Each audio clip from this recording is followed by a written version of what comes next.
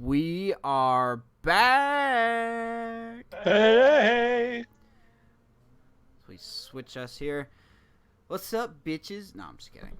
We're back. We are very salty this week. So as before, warning in the opening screen, there will be some heavy language. So if you're a little snowflake and don't like language, go away. Please find other programming because we're just mad this week. Yeah, We've had enough of our teams and stuff that's going on. That's one way to put it. That's one way to put it. But I'm Amos, that guy over there. You're over here this week. Amish is here. Where am I? Or as I like to call him, the Jesus Amish. Get out. I'm in a box. Jesus Amish is over there. So yeah, before we get the heavy stuff, let's how was your week outside of baseball? Yeah, it's been fun. The kids, I got 3 young ones, if people didn't know that. We're just kind of getting their summer break done with. We're just getting activity stuff done. Got the back to school shopping stuff yesterday. It was a lot of fun. And I got to spend some time down with the grandparents. This is why we weren't on last week. I apologize if you're regular here or watch us week to week or whatnot. I'm wondering, where the heck are you? So that's where I was. That's where we weren't here. So, yeah, how about you? It's been a rough week. Nothing worth complaining about, but it's just been one of those things where the stuff that I need to go right is going right, and I'm happy for that. But everything else has been kind of just it's like 1,000 paper cuts, Oh, ouch! But we're here. We're here. No issues to, frankly, just I think baseball does have part of the. Yeah, our love and our passion for this really does affect you sometimes. I'm kind of with you there. We'll get into it anyway on our teams, but. Ooh, yeah, we will. So, welcome if you are watching this live on Twitch, if you are watching this on YouTube or listening to on Anchor or any other listening platform. We would like to thank you for watching, listening, whatever you may be doing. Yeah. So, we got a lot to talk about this week. Got some good stuff. Indeed, stuff happening. So let's go over to, if I can not exit the Skype chat, because that would not do any wonders here. Yeah, it kind of ruins our show if you do that, so appreciate it if you do that. So I have pretty much one monitor to work with, so it'll take me more than a second to get stuff up. But we're still going to be here. We're still going to give you the best content that we can come up with. Absolutely. Let's start off with the standings, man. We got, roughly just under 2 months, I guess, before the season's over. 40 games for some teams, between 40 to 45 games, I guess. Let's check out the standings. I haven't looked at the standings in a while. I kind of skimmed over it before we went live. So let's start off with the American League East, which hasn't really seemed like it's changed that much. Not really, but, I mean, do you think the Yankees are getting stronger as we get toward the end of the year? Or you think they're staying pat or getting weaker? Or how are your feelings about that? I think they're staying pat. I don't think they're... Think so? I think they've hit their peak. I mean, they're going to be this good the rest of the year, but I just don't think they're going to get much better. And if I were a Yankees fan, I would actually be concerned about that. I mean, your pitching is just still awful. And if there's one thing that you guys have apparently not learned is you need some pitching. And yes. Even though you guys do have the best record in baseball, so home field advantage is looking pretty solid for you. They are 7-3 in their last 10. I will point out. I mean, for me, I have seen them looking just a little bit stronger in their confidence level. Maybe talent-wise and stuff, like you said. The statistic-wise and whatnot, yeah, they're probably standing pat, but it just seems to me like they're getting a little bit more of a confidence, a little more of a swagger. That Cleveland game, that big loss this week, kind of took them down a notch a little bit, I think, but then they got back on track, got fired up again, those savages, as we like to call them now, and we'll get to more of that in one way to call a little bit. But the latest incident, got some wonderful video there, and I appreciate you getting that up for the the broadcast. Yeah, the video selection was pretty dry this week, so I'm kind of glad that it happened. Yeah, exactly. Nothing. Yeah, we do have one other Yankee-related video, Glaber Torres, and it's so hilarious. I hope that's enjoyable for the fans or people that haven't seen it. That's the one with his. That's Gary Thorne. One of Gary Thorne of the Orioles. Every single. Oh my God! Again. Oh yeah, You gotta see it. You gotta see it to appreciate it. I got to thinking about something, looking at the AL East, the Yankees obviously are in first. They've got a stranglehold on that division. Tampa Bay's in second in purgatory. Yeah. Where are you feeling them right now? Do you think they're an on the edge hanging on type of deal? Do you think you're just kind of like, we're here, we're Tampa Bay, we're hoping some other teams will lose out a little bit and we can get some more wins and maybe we can spring into this thing? Or do you think this is a team that is just ready and raring? Where are you feeling on them? Well, I definitely think they're a playoff team for sure. Okay. There are some things that have to go their way, and there are some other teams that are fighting for wild card spots that you do have to consider. As of right now, Cleveland and Oakland are ahead of them. Right. And to be honest, that's really the only threat. The reason I say that is because Cleveland does have the first wild card spot as of right now of us recording or streaming this, recording this, whatever you want to say. But Oakland and Tampa Bay are tied for the second, and then the Red Sox are outside the wild card, 6.5. Now, how back. far back? 6.5. 6.5. Now, are they 6.5 total back of a wild card spot, or is that Tampa? I believe they're 6.5 back of the second spot. Oh, okay. So, yeah. And with the big news they got today, Red Sox fans are probably going to be biting their nails even more. So, we'll talk about that in a second. But other than that, the teams have just kind of slowly been weaseled out. Texas has fallen off, as you thought they would. They're really done, aren't they? Which is a darn shame. But heck, they gave it a good run. They really did. Yeah. I don't think, even though Texas is going to finish the season under 500, it looks like they can't be too disappointed in how they played this year. Yeah, they stayed steady through the All-Star break and everything. Things were looking like, hey, they've got a chance. Big ceremony, by the way, Billy Justin Hamilton getting the Ring of Honors at Texas. That's why the Twins game was a bit delayed. I think I saw something on that. But sorry, to answer your question about Tampa Bay, I think they're a wild card team, and I think they could be a very big threat. But World Series, the pitching, no. really? Isn't it really the pitching that needs to really solidify in order for them to get this run in, don't you think? Oh, absolutely. If there's one thing that that you can't stand, when it comes to the Yankees or the Twins for that matter, the offense for the Rays is nothing on their level. So where can you beat them? You could beat them by your bullpen. You could beat them by your pitching. And we've seen videos after videos of how nasty Tampa Bay's bullpen is. So this is kind of weird. I just experimented. I had a little bit of spare time and experimented on my MLB The Show 19 with a Tampa little Tampa run and just used the pitching and stuff. And that's just a blast. Using those guys as breaking pitches and they're dirt. A lot of fun. That's what they are. They're dirt. In a good way, they're good. They're dirt.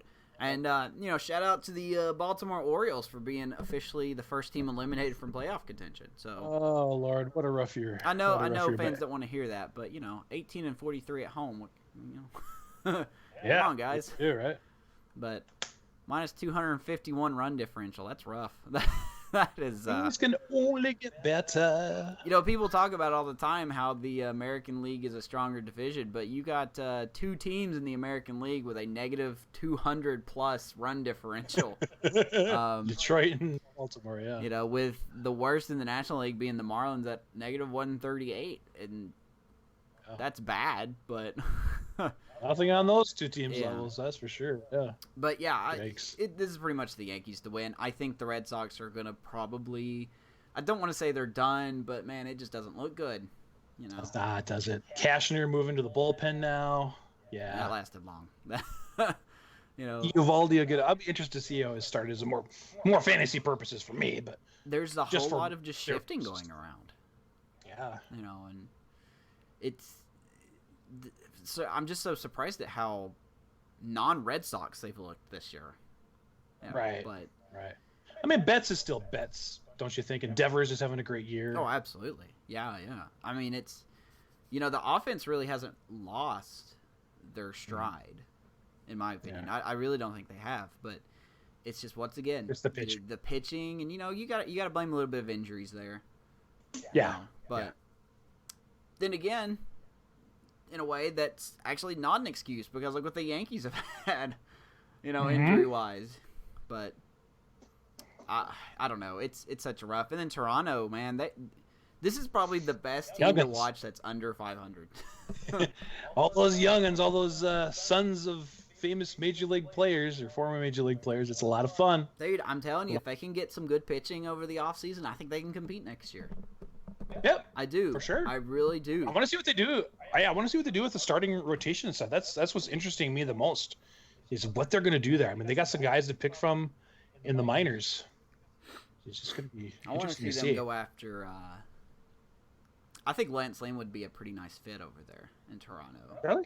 Lance Lynn, I don't think they're going to go out and sign a big, like an ace. I don't know if they have that budget or not. I really don't. But you got to look at these B-tier starters, like Lance Lynn, like, let's see, who else could they go after? I can't think off the top of my head who's a free agent, but, just to name some different starters, like maybe Tanner Roark, maybe Joe Ross, maybe is Robbie Ray in that Robbie range? Ray. I don't know. I mean, right now, I guess technically he's the ace of the Diamondbacks, but I think he's just an ace in a mask, really. But he's definitely a good pitcher. I'm not saying he's not a good pitcher. But yeah, man, I think if they just beef up that pitching a little bit, I think they could be a threat. Maybe not.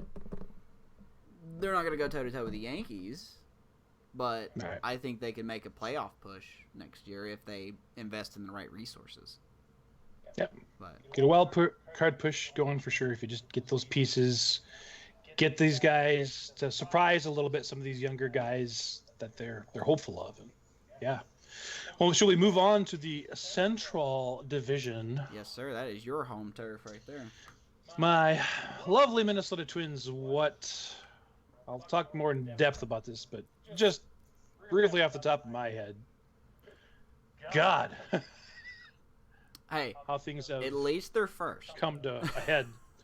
Yeah, I mean, they're hanging in there and everything, but it's going to be rough, man. This Cleveland team is caught fire. Now they don't got this guy called Bauer anymore to kind of be a bad influence. If he was that, I guess he was kind of a good influence, wasn't he? Yeah, he was a very smart guy, but I think he wore his emotions a little too much. Yeah. So maybe that was bad for them. Maybe now they're able to concentrate a little bit more, as a team, and they're getting these guys back, hopeful for them that Salazar is going to be on the mend, and these young pitchers that are coming up and filling these roles and doing it decently. They've had bad breaks here and there, but for the most part, man. Yeah, I just, I haven't really watched your Twins that much, but I know they're still popping off home runs from what I've seen. Yep, still on a good pace. And we'll get, like I said, we'll get into more detail about what's wrong with your Twins, but as of right now, I mean, you got to give them credit. At least they're still in first. Yep. Despite Cruz going down, they're starting this Rangers series off well. That's served them well, especially after that rough series against Cleveland. So, yeah, we'll see. White Sox have been kind of there. Trash. But trash. That's what they've been. Trash. White Sox fans, trash.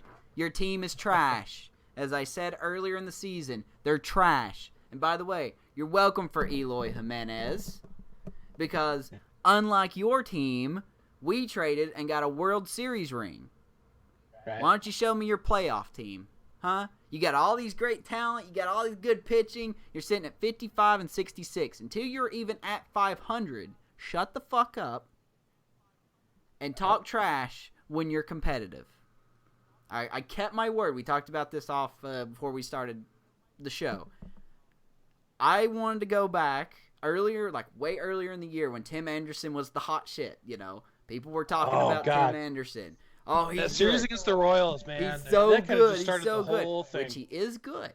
But I said, I'm going to come back a little injuries. later on in the year, and I want to see how your White Sox do. Guess what? Trash. Trash, trash, trash. That's what they are. You've got two great starting pitchers in Cease and Giolito. Guess what? Giolito's been doing very well, to his credit. He's been doing very well. You guys have got some good pieces, but don't talk shit this year when you're 55 and 66, 18 and a half games out. You're still not even close to the same category as the Twins, the Astros, the Yankees. I'll even throw Tampa Bay in there. You know what? Maybe next year. We'll give you till next year. But next year, no excuses. None. You get none. This is your final shit talk, but if you don't make the playoffs this year, you're garbage. Or next year, sorry. You're garbage. Year, yeah. That's all I got to say about that. All right. No? Fair enough. Kansas City DFA'd Hamilton. Who do you think will get him? Yeah, I'm hoping for your Cubs. I really am. Yeah, if they're smart, they'll get him. know. But, I don't think that's going to happen. No, I think Atlanta was going to get him. The Braves, now they got Inciarte. Yeah. Mm-hmm. Oh, interesting. I want to see Atlanta pick him up. You slap him on in front of a. Well, you don't have to hit him lead off, but you could put Hamilton either 1 or 2, or 7 or 8, and he's probably going to get home. But I think right now, especially with Inciarte going down, spoilers on injury talk, with Inciarte going down, that would be the best thing for them to do. You know? That's interesting. Yeah, I had not thought of that. That's a good point. But we'll see. We'll see who picks him up. I hope the Cubs get him too, but they're probably not. So.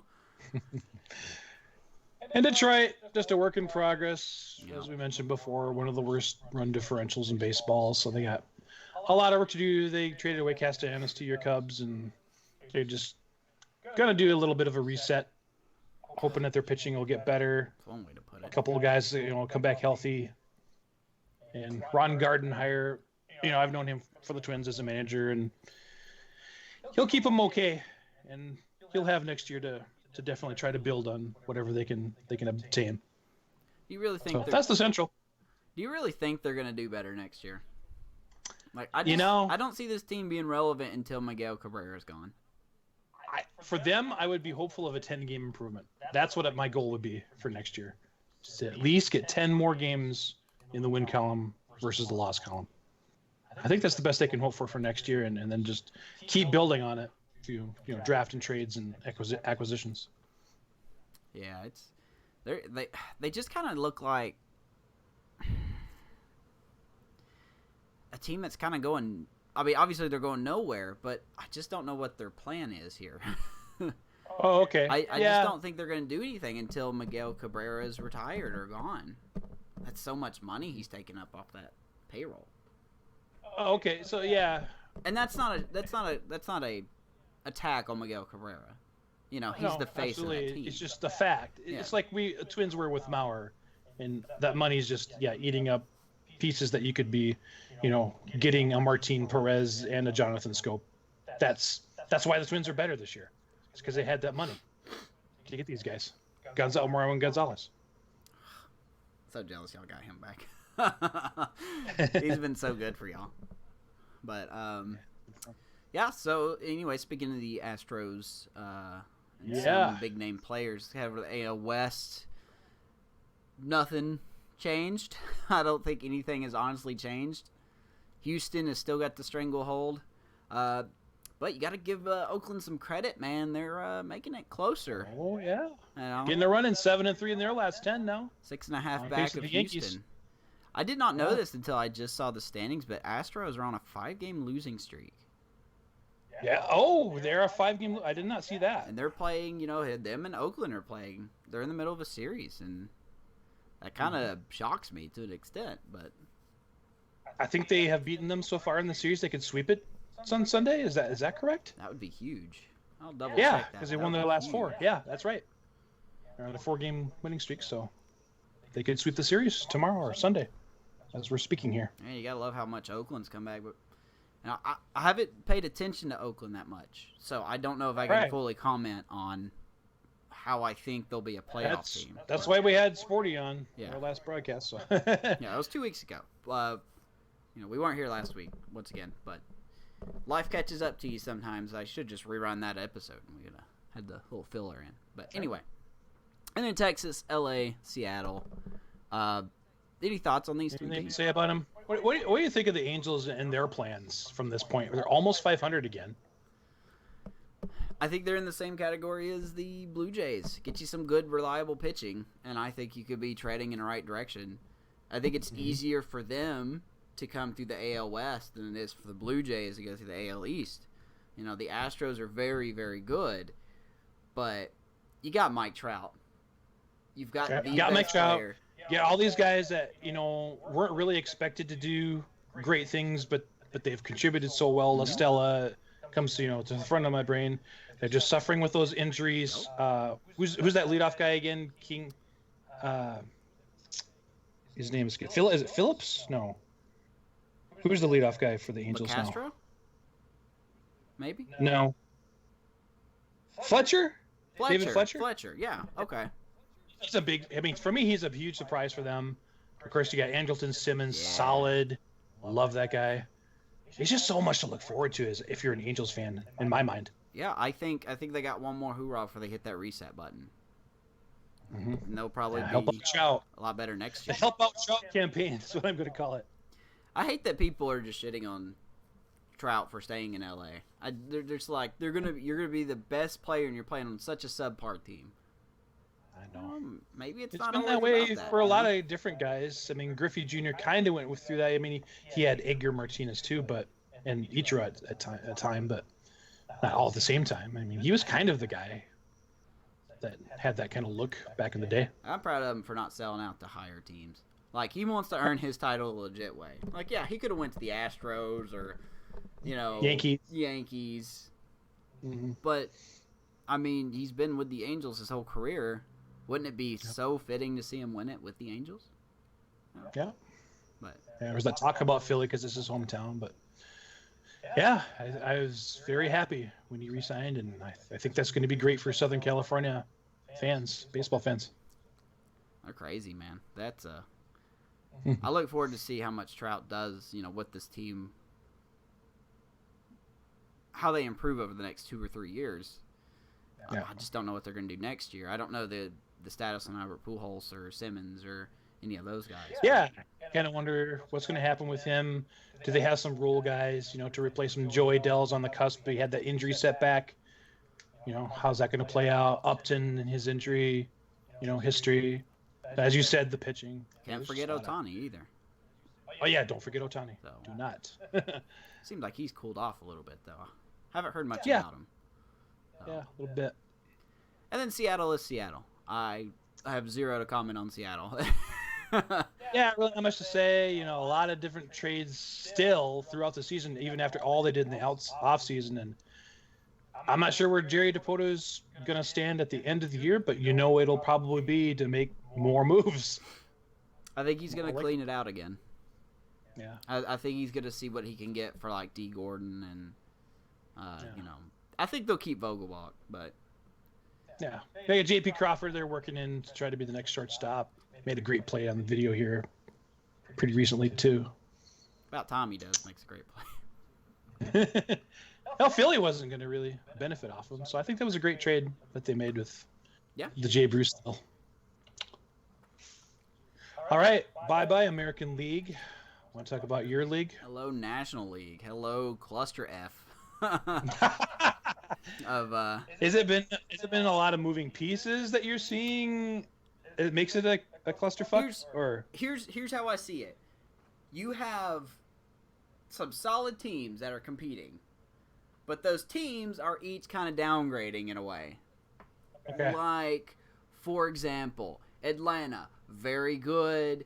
Bullpen is shakier than what it's been. Washington, unfortunately, hanging in there. 8-2 of their last 10. Bullpen has got it together. How long can you hold it? Philadelphia, 7 games back. They're still hanging around, but now you got some big injuries that could derail. Like, every team has got something. The National League Central is a clusterfuck. It seems like I'm going to call that the division that no one wants to win. No more than a 1-game win or losing streak for any team right now, as I'm looking. Right. It's no one wants to win, but we'll get to the Central in a second. Let's talk about the East. Atlanta looking good. Washington looking good. Philly is trying to pick it up. They certainly did against the Cubs. Shocker, shocker. All right. So I'm going to ask you this. Yes. What are you seeing for the remainder of August? Let's take a look. I'm going to get up Washington's schedule. You get up Atlanta's schedule. Okay. Let's see if we can figure out and surmise who might be where and how close it might be at the end of the month here. I still hold true. I'll give a detailed answer in a second, but I still hold true that Washington's going to blow this somehow. Okay. You think by the end of August they'll probably blow something? Well, I don't know about the timetable, but okay. They do have to look forward for Scherzer coming back, so that'll definitely be. It's a Thursday. We heard rumors of Thursday. There's a possibility of a start, but they'll reevaluate, of course. So I'm looking up Nationals. You're looking at Braves, right? Yeah. Okay. Not bad.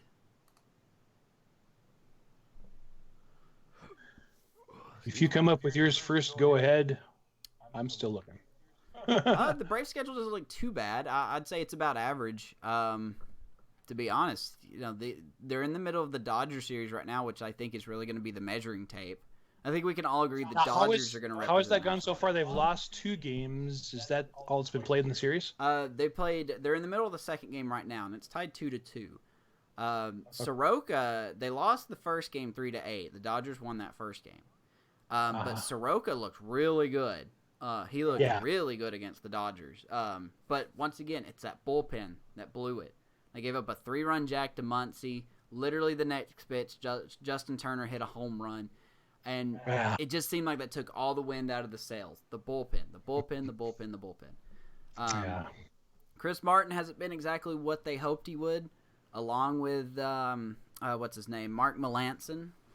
As he struggled a lot against the Mets the last series. But, I think this is the measuring tape. I think it's kind of all futile. The Dodgers are definitely going to be the team that represents the National League from how it's looking. No doubt. No doubt. But Atlanta. All right, what do they got coming up after the Dodgers? So, what's Monday? Okay, so they have an off day Monday, which then they have they welcome Miami for 3. That should be a sweep. That's a home game? That's a home game. A home series, I'm sorry. But they split the last series against Miami, so maybe it won't be a sweep. I don't know. It should be a sweep. If you look at team versus team, it should be a sweep. It's probably not. Miami's 2 out of 3. Miami's offense, I don't know if you've noticed recently, has seemed like they've been on a bit of an uptick. Well, you got to think, what's his name at third base? Robertson? Is that his name? Anderson or Robertson? Yeah. Is it Anderson? Anderson. Yeah. Brian Anderson. Birdie. Berti. Birdie. He's been very good for them. You can't forget about Cooper, left fielder. I believe he's a left fielder. I can't remember this guy's first name, but they've looked pretty solid, and Alcantara has pitched very well against the Braves. So you got to look at that as well. But I think a big advantage that the Marlins have over the Braves is the Braves haven't seen these pitchers before. They're calling up pieces all the time. The Marlins are sending down this guy, calling up this guy, sending down this guy, calling up this guy. But still, regardless, I still think that the Braves are by far the better team. If they don't take 2 of 3 against the Marlins, there's a problem.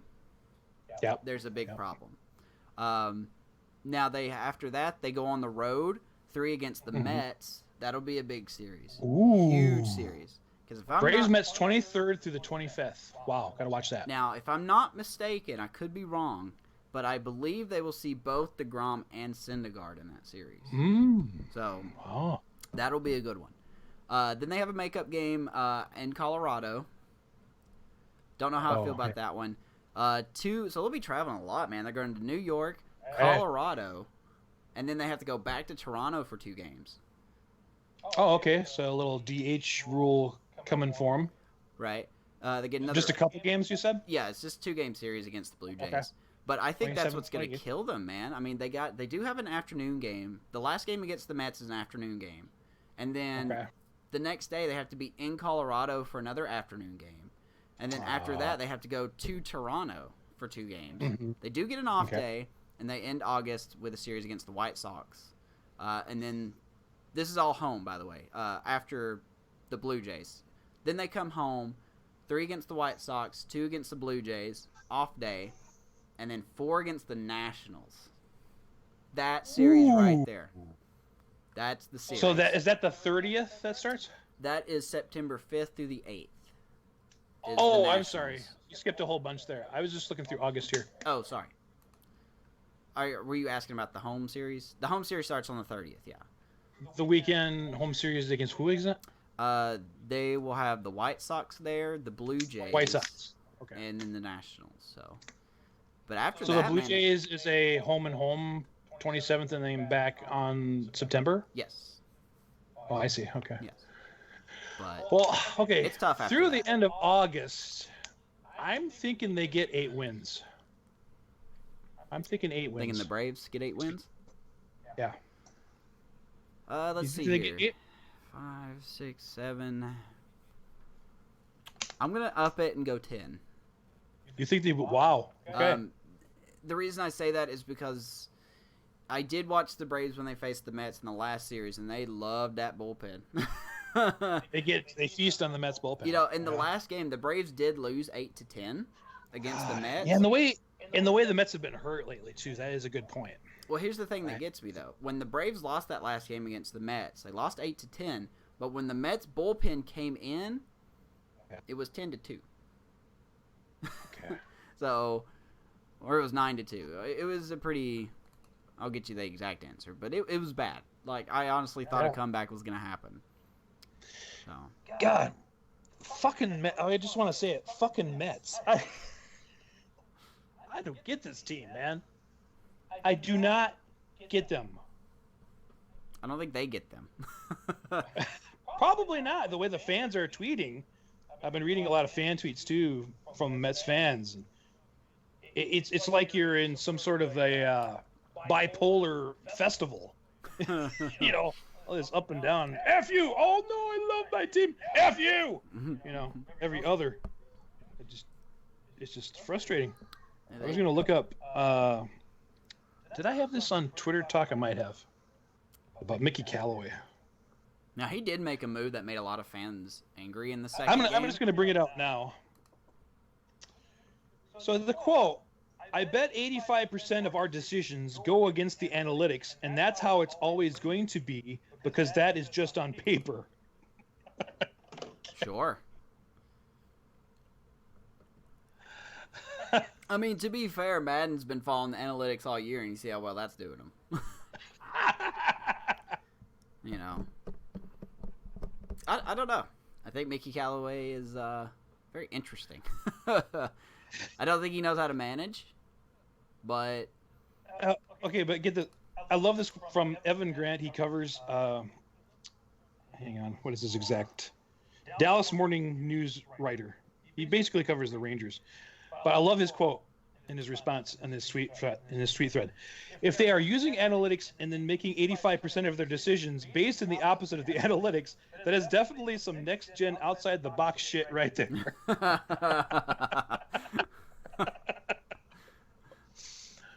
But yeah, I don't know. I fucking hate Mickey Callaway, man. I think he's an idiot. I definitely don't understand a lot of his moves.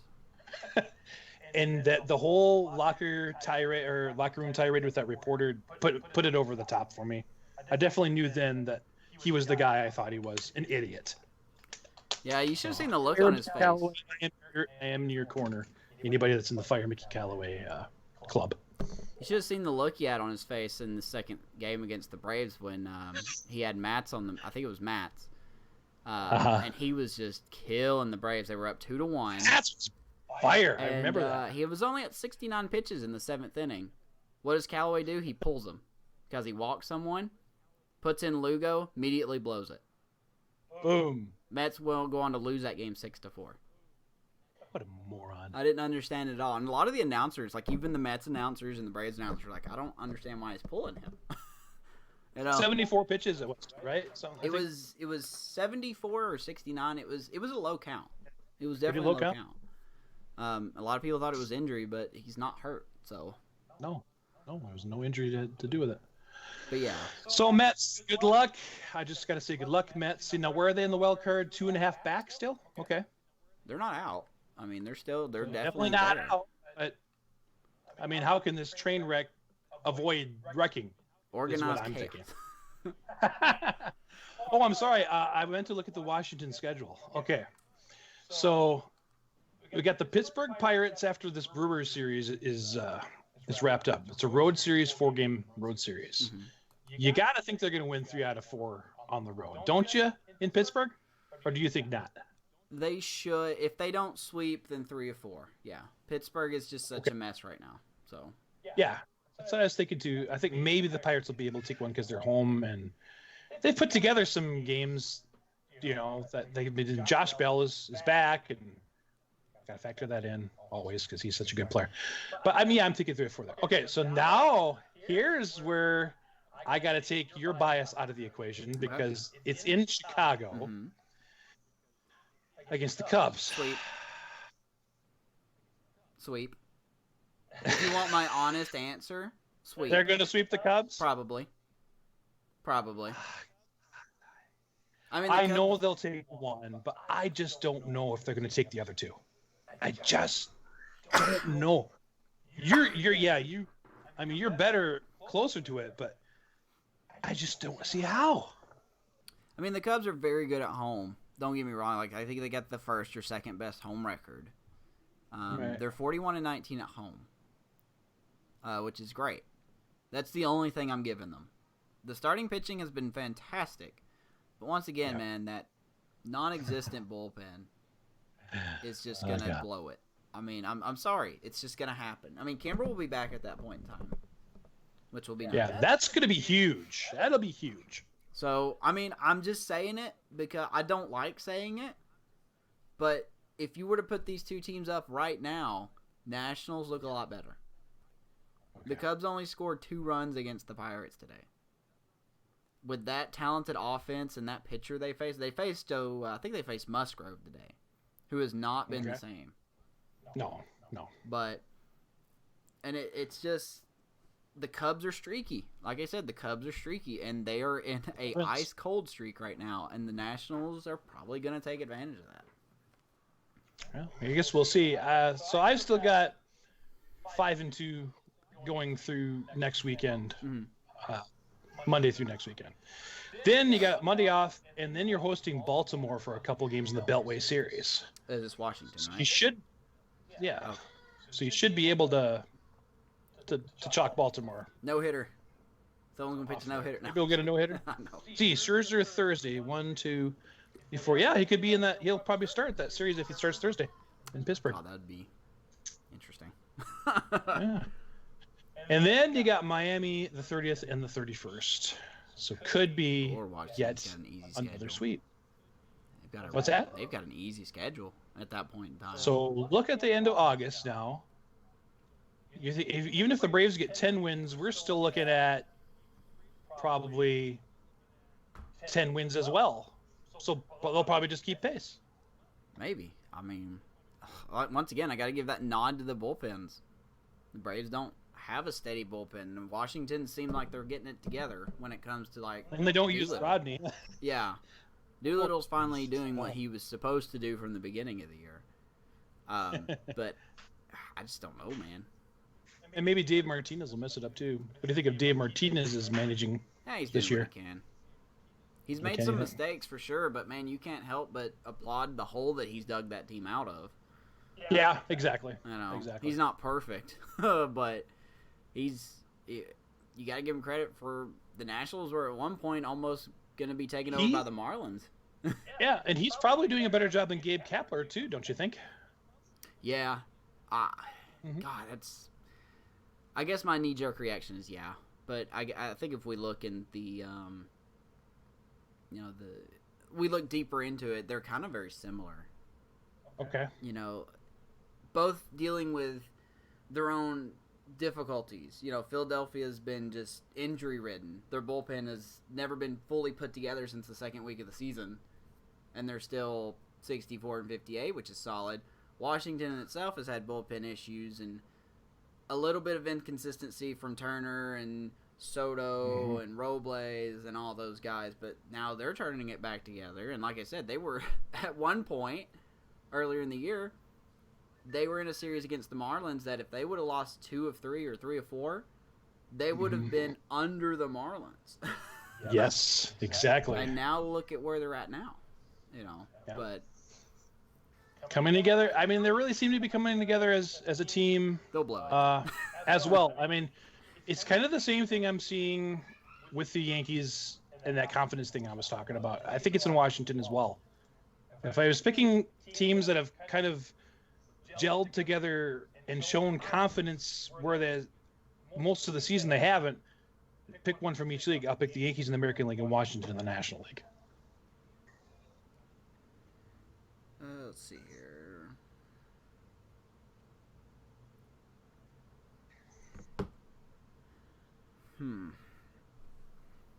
Yeah. I'm sorry. I'm just. God, I don't know. I can't help but think that the Nationals are going to blow it somehow. I don't know where. I know. Just in the biased. playoffs, maybe, probably. Huh? That's very biased of me to think, but it just blows my mind that they had one of the best players on their team, and they couldn't make it past the NLDS. And now they look like a more complete team, but more inconsistent. Yeah. They're doing good now, but let's see how they're doing good. Let's see how they're doing the first week of September. Let's see what happens. Yeah, we'll revisit it. Definitely one of the teams I think that we'll be keeping our eye on the most at this point because of the the playoff fringe and whatnot. Right. Okay, so how about the Central? We got to move on here. Yeah, Central. Oh God, this gives me a headache. I think this is where my headache comes from. How do you analyze it? How do you? Nobody wants to win. That's how I analyze it. Nobody wants to win. Let's look at this. 32-plus run differential for the Cardinals in first place. 64 ahead for the Cubs. Leads the division right now, but they're still half a game behind. Milwaukee is down 22, which has probably hurt them the most. They could be shining very well at this point if they can just get their damn pitching together. Cincinnati is up 18 and needs hitting in the worst way. And Pittsburgh is just Pittsburgh. They're doing horrible, 93 down. Yeah, they're like, I don't know, 6-30 since the All-Star break. They've got a very abysmal record, to say the least. But Clint should just jump off a cliff right now. He might as well. He might as well. He might as well jump off the Allegheny Bridge and land in a raft and then float somewhere else. He thought I was going to say kill himself. No, I'm not that harsh. But I'm sure he could save himself with all that fucking gum he chews. But no, I just don't know what to think, man. The Central is just, who doesn't want it? Okay, let's break it down this way. It's probably still the Cardinals, the Cubs, and Milwaukee. Well, absolutely. Right? Yeah. That's a fact. All right. But let's see. Whoever wins the Central faces the West, right? Which would be the Dodgers. It all depends. Whatever team has the best record gets to face the wild card winner. Okay. And it's going to be the Dodgers. Oh, yeah, that's right. So they'll face whoever wins the Central NL will be the East. East. Yeah. Which will probably be Braves. Man, it's hard to say. Like, each one of those teams, the Cardinals, the Cubs, and the Brewers, are a playoff team in their own right. But they have such crippling issues to where if either one of those teams... What do you think the Cardinals' biggest issue is right now? Is it just inconsistency everywhere? Or is it primarily pitching issues? I think it is a team that is not living up to expectation. Okay. Jack Flaherty has been fantastic for them, pitching-wise. Adam Wainwright is starting to pick it up. Other than that, nobody's been that good. Michaelis hasn't been who he was last year. They're missing Molina huge. Yeah, and that's a big thing too. No Molina. And they've had some issues with players, like Harrison Bader's not with them anymore. He's in AAA. He's been struggling. I can't even tell. They seem to be finding this pixie dust again of these players. Like, what's his name? Edelman or something like that? Let me pull him up real quick. Excuse me. Let me see if I can pull up their stats, and I will see if what I said is justified or not justified. But for the Cardinals, it's just like they're losing to Cincinnati right now. Okay. But then again, I don't even know how to take that. Cincinnati's just been beating everyone in the Central. Yeah. To be honest, I think Cincinnati should represent the Central. Just based on, let's see, what the hell is their? Does it have their division record? I was going to look that up. I don't see it on my page. Let's look at the Cardinals pitching. Oh, I got it's home and away. Okay, that's okay. But anyway, yeah, you're right about Cincinnati. Just totally blows my mind that this team isn't doing better, except for the fact that they're hitting just as missing a few things yet, and they haven't had the guys, and especially now that Puig's out of the lineup, I think it's going to be even more of a struggle for them in that respect. So, I don't know. Let's see here if I can get it. I don't know why it's showing pictures. Please stop showing pictures. Edmund, that's his name. 268. Munoz. Marcell Ozuna has been picking it up. Goldschmidt's hitting 258. Just as an example. He's settling in after that little hot streak he had after the All-Star break. He's only got 27 home runs. That's not Goldschmidt. That's not crazy. Yeah. Marcell Ozuna has been stepping up. That's nice. Jose Martinez has been say the least. Colton Wong has been That's the thing, though. This team is just a full bunch of You know, they have the potential to be the best team in the Central, but defensively very solid. Not everyone is win games if you can't get the bats. Yeah, it seems like when they have one thing clicking, the other is struggling mightily. Yeah. Now, when is their next series against the Cubs? Let me find out real quick. I think the next series against the Cubs St. Louis series is going to maybe decide the division. I truly think that right now in my mind. Good Lord, if they're not out of it before then, Jesus, what a schedule. No, I mean, after the Reds, they've got one more against the Reds. You know, it's on Sunday. You're talking Cubs or St. Louis? And then they come home. I know. They don't have the Cubs the rest of the month. I'll tell you that. Let me go to September here. Let's see. Okay. So September. Oh, okay. Oh. Wow. Yeah. All right. So they will see the Cubs 7 out of the last 10 games of the season. Oh, Jesus. 4 Holy at cow. Wrigley, 3 at Busch Stadium. That 3 at Busch Stadium is the last games of the season. Poor Amos. We need to get mental help crisis line on standby. Get those dates down, people. We need to get our support group ready for Amos. Yeah, I'm going to kill myself. But who knows? Yeah, I mean, I'm not going to lie, man. The Cardinals have a really tough schedule. They see the Brewers so many times. Now, how has that series gone so far, I wonder? Between the Brewers and the Cardinals. Let's see. The last time the Cardinals saw the Brewers was in... Have they seen the Brewers? Surely they've seen the Brewers. Of course. Have they not seen the Brewers? Are you serious right now? Man, maybe not. I'll check again. Before the All-Star break? I'll check again. But the last time they saw the Brewers was the 3rd week of the season. All the way back in April. What? They're going to have that many games in August and September? That can't be true. That can't be right. I'll check it again. I might have missed it, but...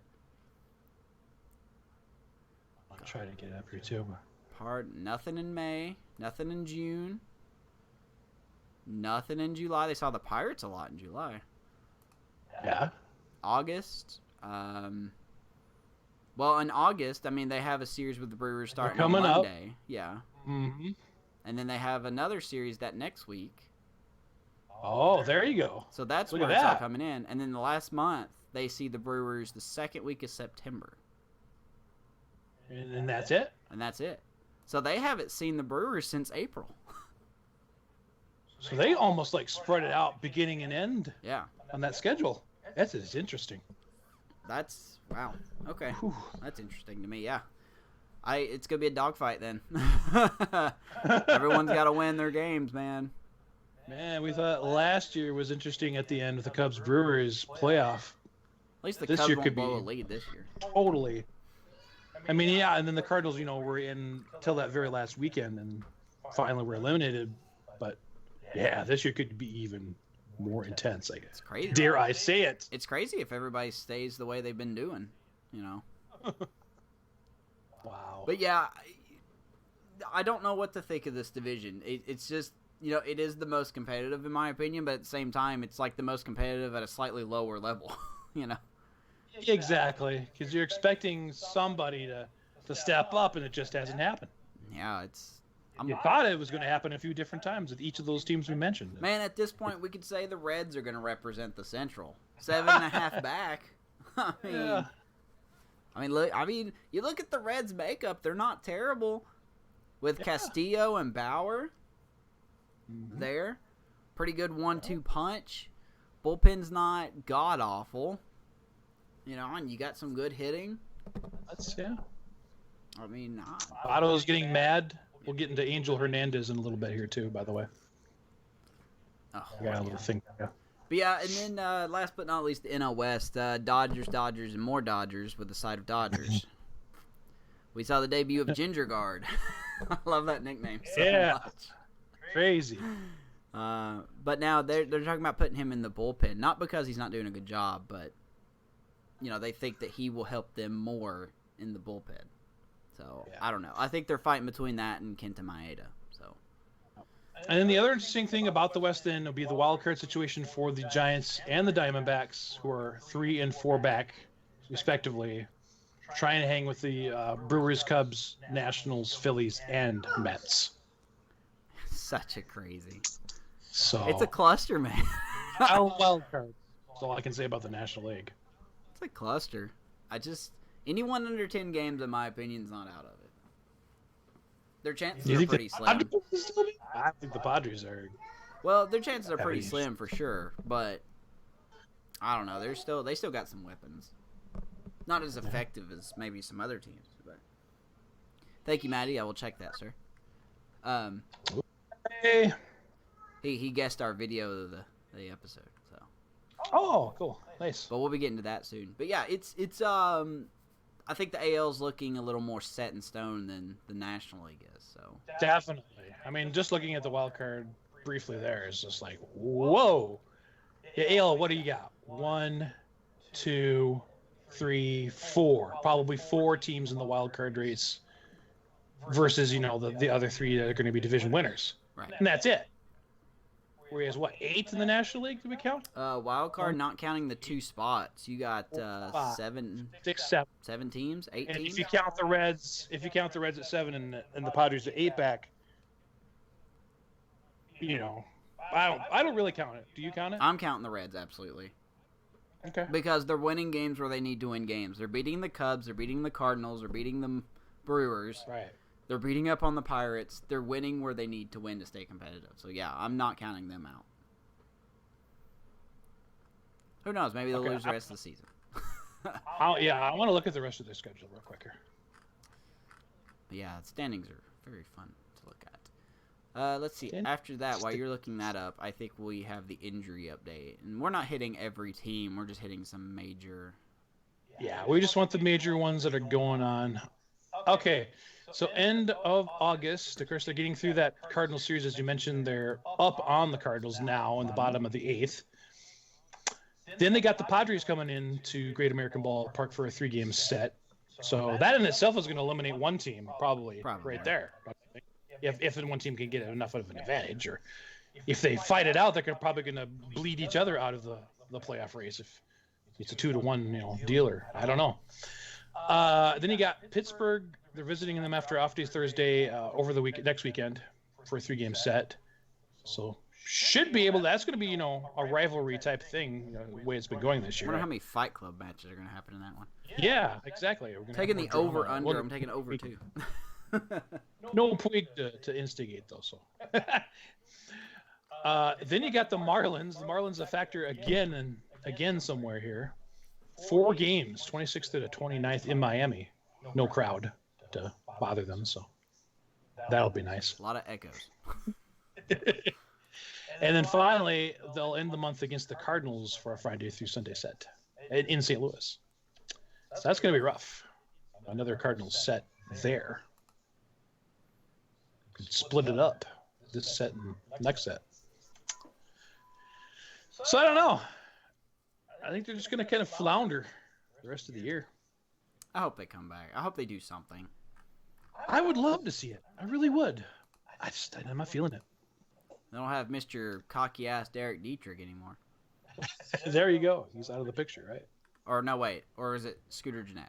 Scooter Gennett got traded. Sorry. Gennett's to the Giants, and Dietrich's been having injury issues. So that's right. I should mention. Speaking of injuries. Okay. Yeah, so we best move on here.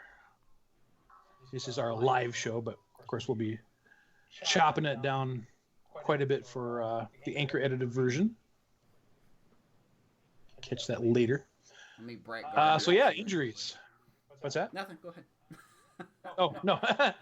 So injuries. Where do we want to start talking about? Man, there's so many. I guess Chris Sale, right? Got to talk about him. It's kind of big. Probably one of the biggest issues. So that was some diagnosis today, I think it was. He was put on the 10-day list. He's got this left elbow inflammation. I'm just going to get... Good for some Yankee fans out there. Yeah, Yankee fans are loving that, right? They're like, yeah, put away the Red Sox. We don't even care if Tampa's breathing down our neck. By the way, shout out to, and I got to give credit where credit's due while you're looking that up. The Yankees have, obviously, they're clinched another winning season. That's 27 straight years of having a winning season. Wow, 27 since 1992. That is impressive. You got to give them props. Got to give them props for that. And we'll get to the Yankees video here in just a sec. But I wanted to look up that information I saw. On Chris Sale, about right? Chris. Yes. It is elbow inflammation, which is always scary. Yeah, so this stuff's going on in his elbow. God, did he... Maybe I'm looking at the wrong thread. What do you think, Maddie? What do you think about Chris Sale going? Maddie impressed with Chris Sale? And you think that's a big factor? Bye-bye pitching if Chris Sale's done. Bye-bye playoff chances of unless someone steps up. Yeah. Well, I don't know. I can't find the specifics, so I'll just keep doing a search here, but that's pretty huge. Then what else we got? As I try to look some more here. Well, we've got the Philadelphia two-step 1-2 punch with David. I think it's David Robertson. Is that right? Yeah, David Robertson. Yeah, it's David. Reliever David Robertson and starter Jake Arrieta, both having bone spur operations. Mm-hmm. So, Team right in the middle of a playoff race. You don't want to see that happen. Arrieta will be done the rest of the year, which is already a big blow. Robertson could be done next season as well. Okay, here's the update at Sale. Okay, so when you hear the name Dr. James Andrews, you're thinking, oh shit. This is going to be the next step, and this is what Red Sox fans are going to be holding their breath about. Because now he's going to see the well-renowned surgeon, Dr. James Andrews, and they initially, thought maybe this wasn't going to be a big deal, but now it does appear things could be bad for Chris Sale. So there you go. Injuries. Injuries. And you get an injury. And you get an injury. And you have elbow problems. And you have elbow problems. It's like an auction. You. And the Red Sox are sitting there, in the clubhouse going, God Damn. We're world champs. We can't let this happen. I don't know what I just threw, but I hope I didn't break it. I would do a desk cat, but I'm sure I'll mess something up. So Probably knock off our broadcast. shut up, Oprah. Shut up, Oprah. But yeah, Jake Arrieta and them elbow issues, I believe. Bone spurs, sorry, just bone spurs. But Okay, we talked Ender Inciarte. What is that injury? Ender Inciarte has. Go back! I found it. Go back. Damn it! It disappeared. It is a hamstring strain, a grade 2 hamstring strain. He could miss 4 to 6 weeks, so that means he will be out for the rest of the season, but he could still be playoff eligible. He was running from second base in the Dodgers game when this happened. Oh God, Right. I'm seeing He was video going of to this. score. This looks painful. Yeah. This looks painful. Right as he rounded third base is when it happened. Oh, he's mad too. He is so mad in this video I'm watching. He should be mad, and I feel so much sympathy for the guy because he was hurt earlier this year, and he had a lot of pressure going into this season because he knows that the amount of outfield prospects Atlanta has, he could be an expendable pretty much. So he had a lot to prove, and he got hurt earlier in the year. I think it was also a hamstring issue. But then he came back, and he's been doing pretty well. Probably not what he has been doing, and then he just goes and gets hurt again in a big time of the year. And he just... I feel bad for the guy. I honestly do. But It's a raw deal, man. he's always out there giving 110%. And it just... sometimes bad things happen to really good players, It always seems that way, doesn't it? Oh, are we still live? Okay, we are. So I was trying to find out the name of this other guy that they've been courting or grooming in their minor leagues now, and I'm kind of wondering now that this has happened if they're going to give this guy a chance. Like, I can't find his name. Yeah, You never find stuff when you want to. I'll find him. Hold on. But yeah, that is a huge deal. They've been trying, some different things in their batting lineup. They had the Swanson deal. He was down for a while. It's just a good thing their pitching really hasn't suffered from it. I mean, you've had, Grant Dayton, Darren O'Day, and that's really about it, basically. Jacob Webb, yeah, but... Are you talking about Rafael Ortega? Maybe that's his name. That's a save. Well, how old is he? He's 28, so I don't know if this is him or not. No, this guy's really young. Okay, he's really young. I figured that wasn't him. Let me go to their prospect page, and I will find it. I do give the Braves a lot of credit for addressing their issues. Yeah, and then, I think it's Luis. Is it Luis Gohara? Is that the guy? Yes. No, he's a pitcher. No, that's a pitcher. Yeah, I thought you were talking about pitching. I'm sorry. And, moving... Christian Pache. Pache or Pache? That's his name. Christian Pache. Yeah. Pache. Keep your eye on this guy. He's a very raw guy, but man, he's athletic. He's not on the 40. 19 years old as of, I don't know when this article was. Number 1 prospect. Okay. There he is. Number 1 prospect in the Braves organization. Yeah, drafted first round in 2015. And he was in the September call-up last year for 3 games he played. Or no, that's Colby Allard, sorry. I also keep forgetting that they also got William Contreras, which is Wilson Contreras' brother. Oh, that's right. I forgot about that, too. Let's see. Patch in AAA. Gwinnett. Defense. This guy, too. He's just a burner. 10 games. He's only played 10 games.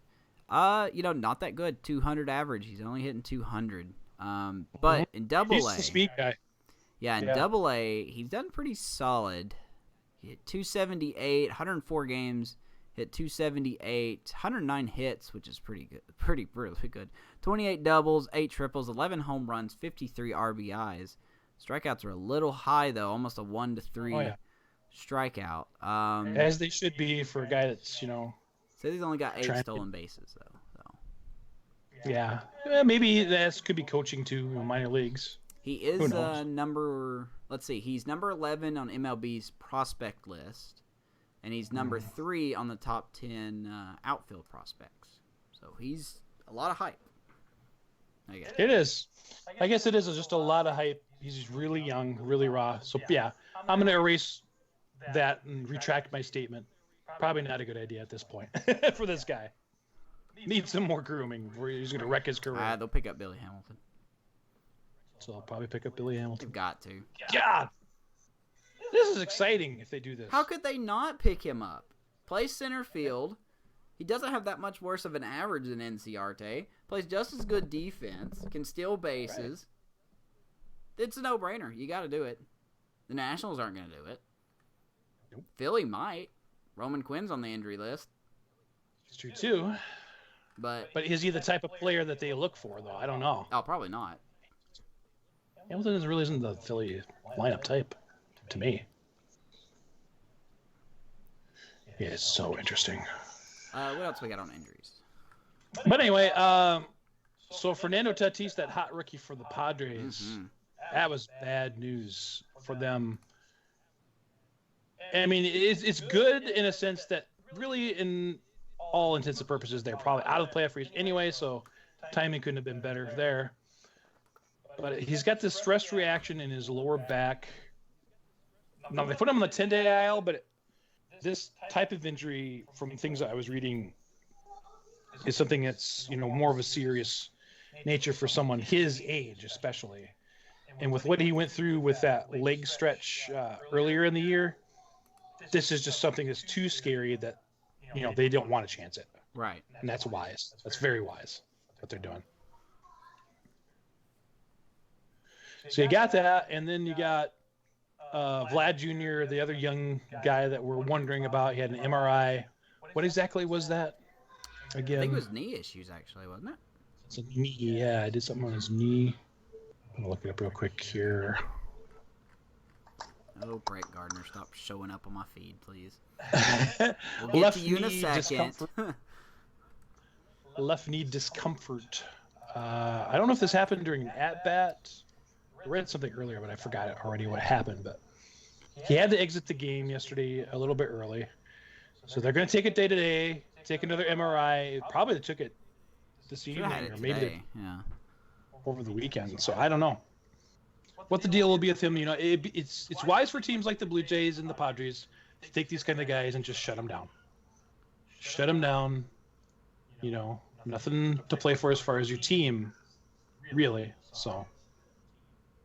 But yeah, you hate to see it because you love watching these guys play.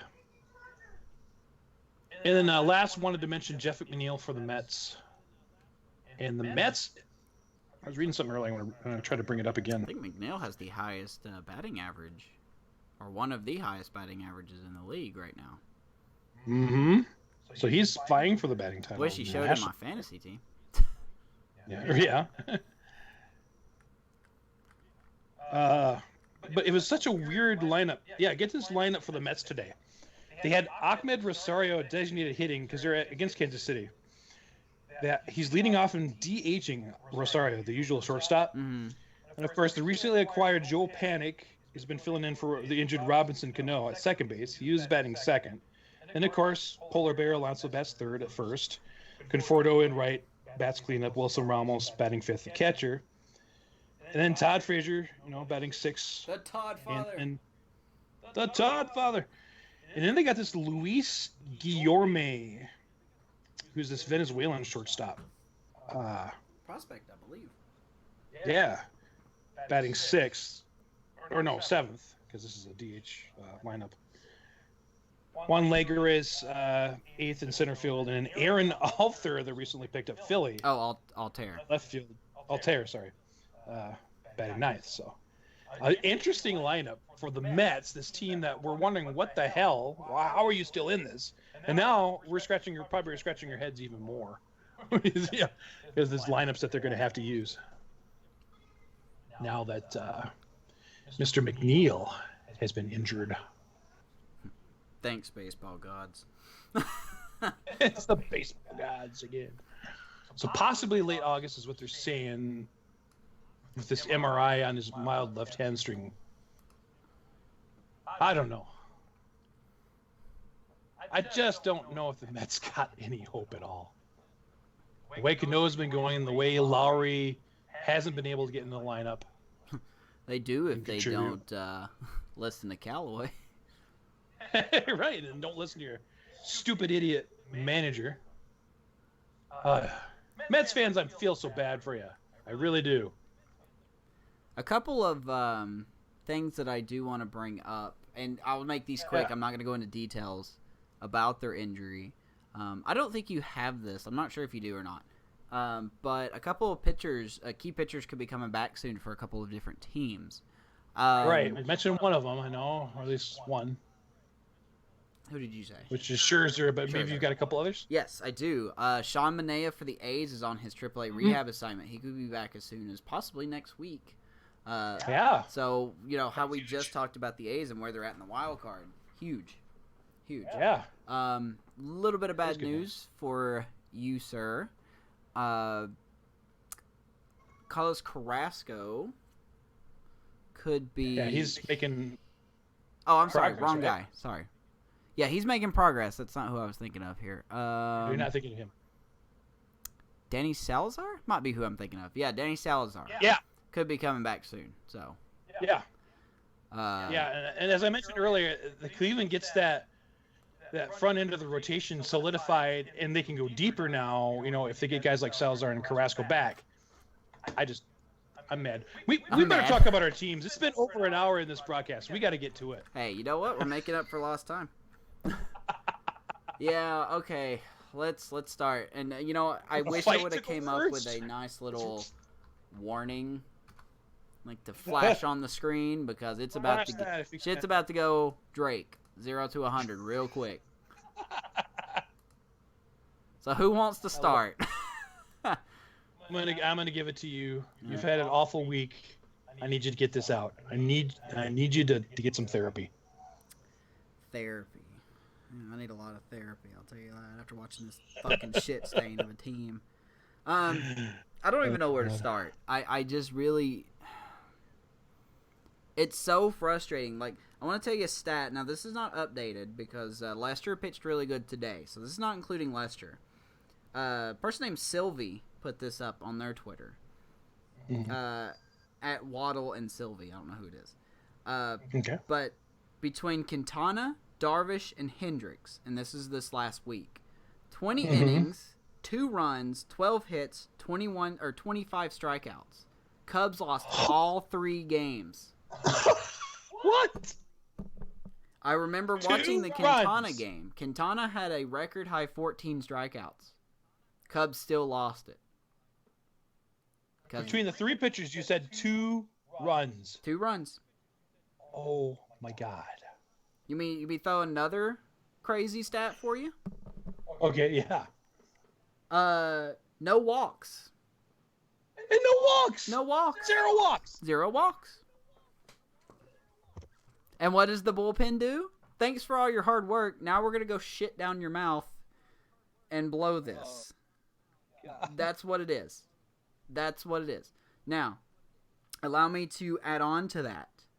The Cubs, and this is by Jesse Rogers. I love Jesse Rogers on Twitter. The Cubs have blown 10. They have 10 blown saves since the All-Star break. Most in the National League. They have blown 24 saves this year. 24. Can you imagine where this team would be if they did not blow 24 fucking saves? They'd be better than the Dodgers, probably. Yeah, if everything held true. Yeah. Good. 24. We want to talk about that embarrassing road record. And I'm trying to update this the best as I can because this has been a couple days. They have lost the series, I think, let me double check just to be sure. They lost the series against the Phillies. Obviously, they got swept. So, and they are tied with the Pirates tomorrow with the tiebreaker going. The third game will be tomorrow. Now let's just say if the Cubs do lose this road series against the Pirates. Okay. If they do. 1-2. 1-2. The Cubs, let's see. 4 out of 5 that'd be, right? They will be, I think this is since the All-Star break, I believe. Okay. I'm not 100% sure where Jesse Rogers got all of his information on this, but I'm trying to update this in my head. Let's see, they lost 11-1 tonight. Okay. So, the Cubs will be 0, 12, and 2 in their last series, like their last 14 series. They have not won the last 14 series. Series they have played. They have not won a series in 14 series. This is the road game. Sorry, road games. Road series games. Yeah. So, if they lose out to the Pirates, they will be 0, 12, and 2 in their last 14 road series. They have not run a road series since the Nationals way back, and I think it was June or April, May, June. Late May or June. 14 series, yeah, that's a little. Yeah, probably June, probably early June. Wow. Let's see. And that was a tie. 2-2. Okay, so that was a tie. So that wasn't even counting that. Isn't really. Yeah, it's another. Let me make sure I find that real quick. The third tie. I know he said Nationals though. Huh. But anyway, my point is they have not won a road series in almost 3 fucking months. Yes. You got to be fucking kidding me. And you got to win one. Just one. And you expect to go and play against the Dodgers. You expect to go and play against the Braves. You expect to go and play against the Nationals, Phillies, whoever the fuck you want to throw in there. And you can't even beat teams like the Reds and the Pirates and the Marlins. No. And it just drives me freaking insane that this team has all this potential and they cannot win on the road. They have a great record at home. 41-10 or something like that. Love Wrigley. But once you get them away, sorry. Things kind of just shit the bed, you know? And, you know, it's a lot of these lineups that Madden does. I don't understand it. I just don't get it. You know, earlier... give me some examples of what's been irking you lately about some lineups. Okay, so let me... I don't have... I'm kind of roughly guesstimating the averages here. Yeah. But both Rizzo and Schwarber, when they have been leading off, have hit... I think Rizzo has hit 312, and Schwarber has hit like 275 or something like that. They've been good. Really respectable against right-handed pitchers. Right. Well, some of that's even against lefties. Oh, yeah, okay. Counting lefties. Now, if you don't put those two guys, who would you put in leadoff? Well, according to Madden, he thinks it's a good idea to put Almora in first, which last year he did very well. But this year he's hitting 230. Okay. He has not been producing like he should be. So who else do you throw up there? Well, let's throw up Daniel Descalzo. Okay, well, he's hitting 212. Let's try him anyway. Nothing. Let's throw up... Well, we haven't tried Baez yet. Yeah, but he strikes out a lot. Okay, let's don't put him up there. What about Bryant? He said he doesn't really like to hit leadoff. He thinks he does better when he hits with people on base. Kind of a true statement. I kind of get that one. But I think there was even a couple games where they put Contreras at leadoff. That didn't go Yeah, that was weird. But my point is, you have brought this team to the playoffs 4 out of the last 5 years, and now this year you just can't fucking do anything. Not all this is on Madden. The players need to perform. But I don't understand some of these positions. David Bodie. I just don't know where to start with this. I could talk a whole hour about this, but I'm not going to. But this team, earlier in the year, we talked about how the starting pitching wasn't getting it done. Yeah. And the bullpen was Now it's literally the other way around. The starting pitching's actually been doing pretty solid. Now the bullpen is just not there. It's not there. There's no bullpen. You could put a pile of dog shit on the mound, and it would probably do better. Mm-hmm. And besides Rowan Wick, who's been, in my opinion, very good and has the most potential, no one in that bullpen's been good. No one. Cishek's been hurt. People are starting to figure him out.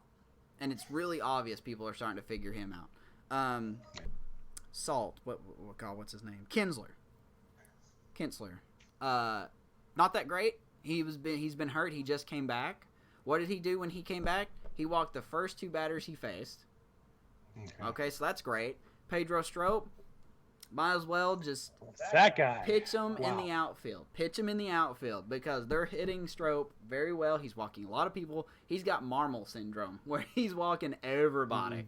You know, Kimbrel, not worth the money yet. I'm not really gonna base judgment on him just yet. They haven't even had him a full month, so I'm gonna hold off. And he's got that right knee now that's bothering him. So yeah, he'll be activated tomorrow. He'll be back with the team. I'm sure by the Giants series.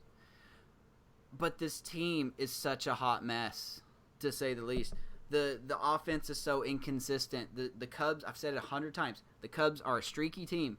When they're good, they're good. When they're bad, they are laughably bad. And right now, they are laughably bad, to say the least. Yeah. I really wish I had the stat. I wish I would have thought ahead and brought up like how they've been doing this month. But some of these, let's see. Let me see if I can find this here.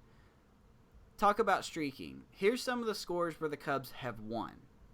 10-1, 12-5, 7-2 against the Brewers. That's pretty good in itself because they're a playoff team. Yeah.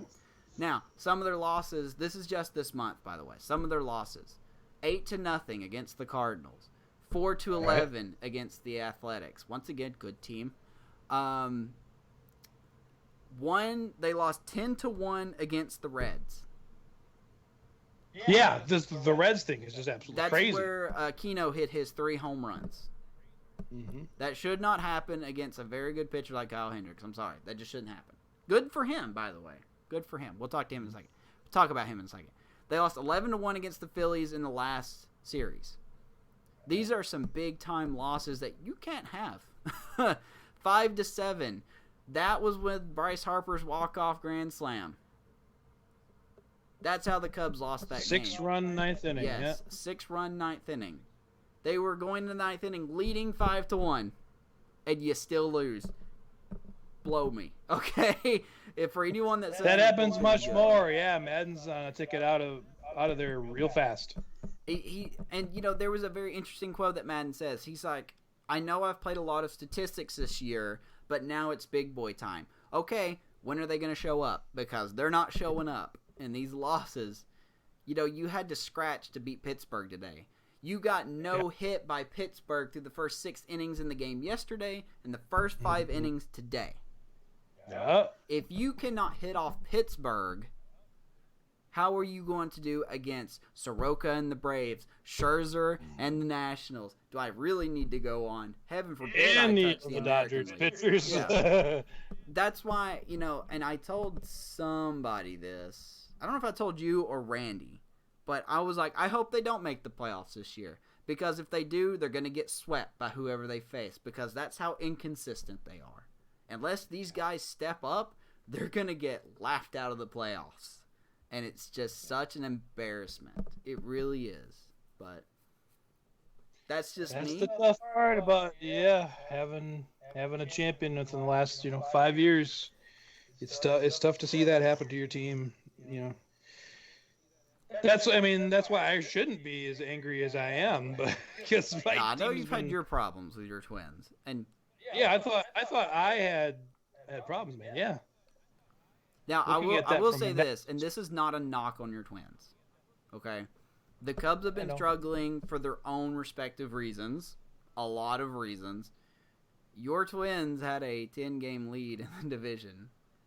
Mm-hmm. I'm sure you'll touch on that. But no, okay. I think it was 10 games. 11 and a half. 11 and a half. Was okay. the peak. 10 sounds better, though.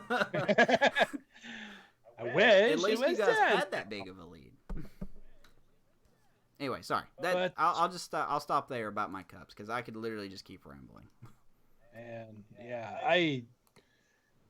I feel you there, but you've given me a little more perspective on my problems here with my team, because you know, and a lot of the people in the Twitterverse and the social media, to their credit, have been saying the same thing about all the naysayers that have been on about what's happening.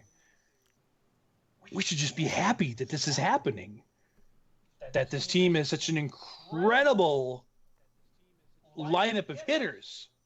We saw it again Friday when Polanco launched one to beat the Rangers. I mean, not Polanco, Scope launched one to beat the Rangers. Yeah, thanks for giving me a loss in fantasy, by the way. You off your pitcher? Okay. Yeah, Minor, right? Oh, it was Minor. Okay. Yeah, I didn't know who the pitcher was, but sorry. Continue. I'll shut up.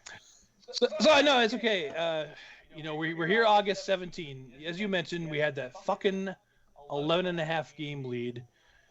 We are still now at a 96.6% chance to make the postseason, but now it's probably going to be as the fucking walk. I swear to God, Avis. You know, I don't even care that we could possibly have changed the history of this country if now President Trump had bought the Twins. Now I'm going to have more on that for you. Oh, Lord. Oh, Lord. You have to drag him into this. Yes. Oh, man.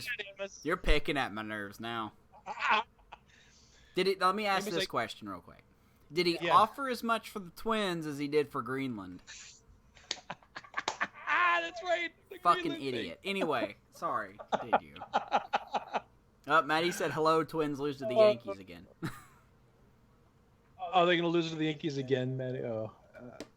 Hey, if they have a series like they did earlier, I'd like to see them have a little matchup there.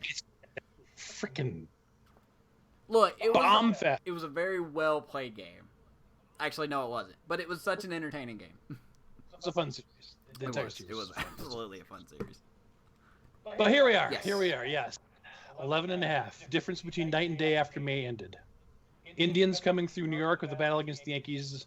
You know, the Yankees got fucking whopped by the Indians. Was it Thursday or Friday? Oh, mercy. So I'm watching that, and I'm rubbing my hands, and I'm saying, yeah, you know, it's Yankees. But you know, I'm happy they beat Cleveland. I'm happy, Maddie, that they're beating Cleveland like this. So now the next Cleveland series, I just want to let you know, it's going to be a Friday through Sunday series at Target Field, September 8th through 11.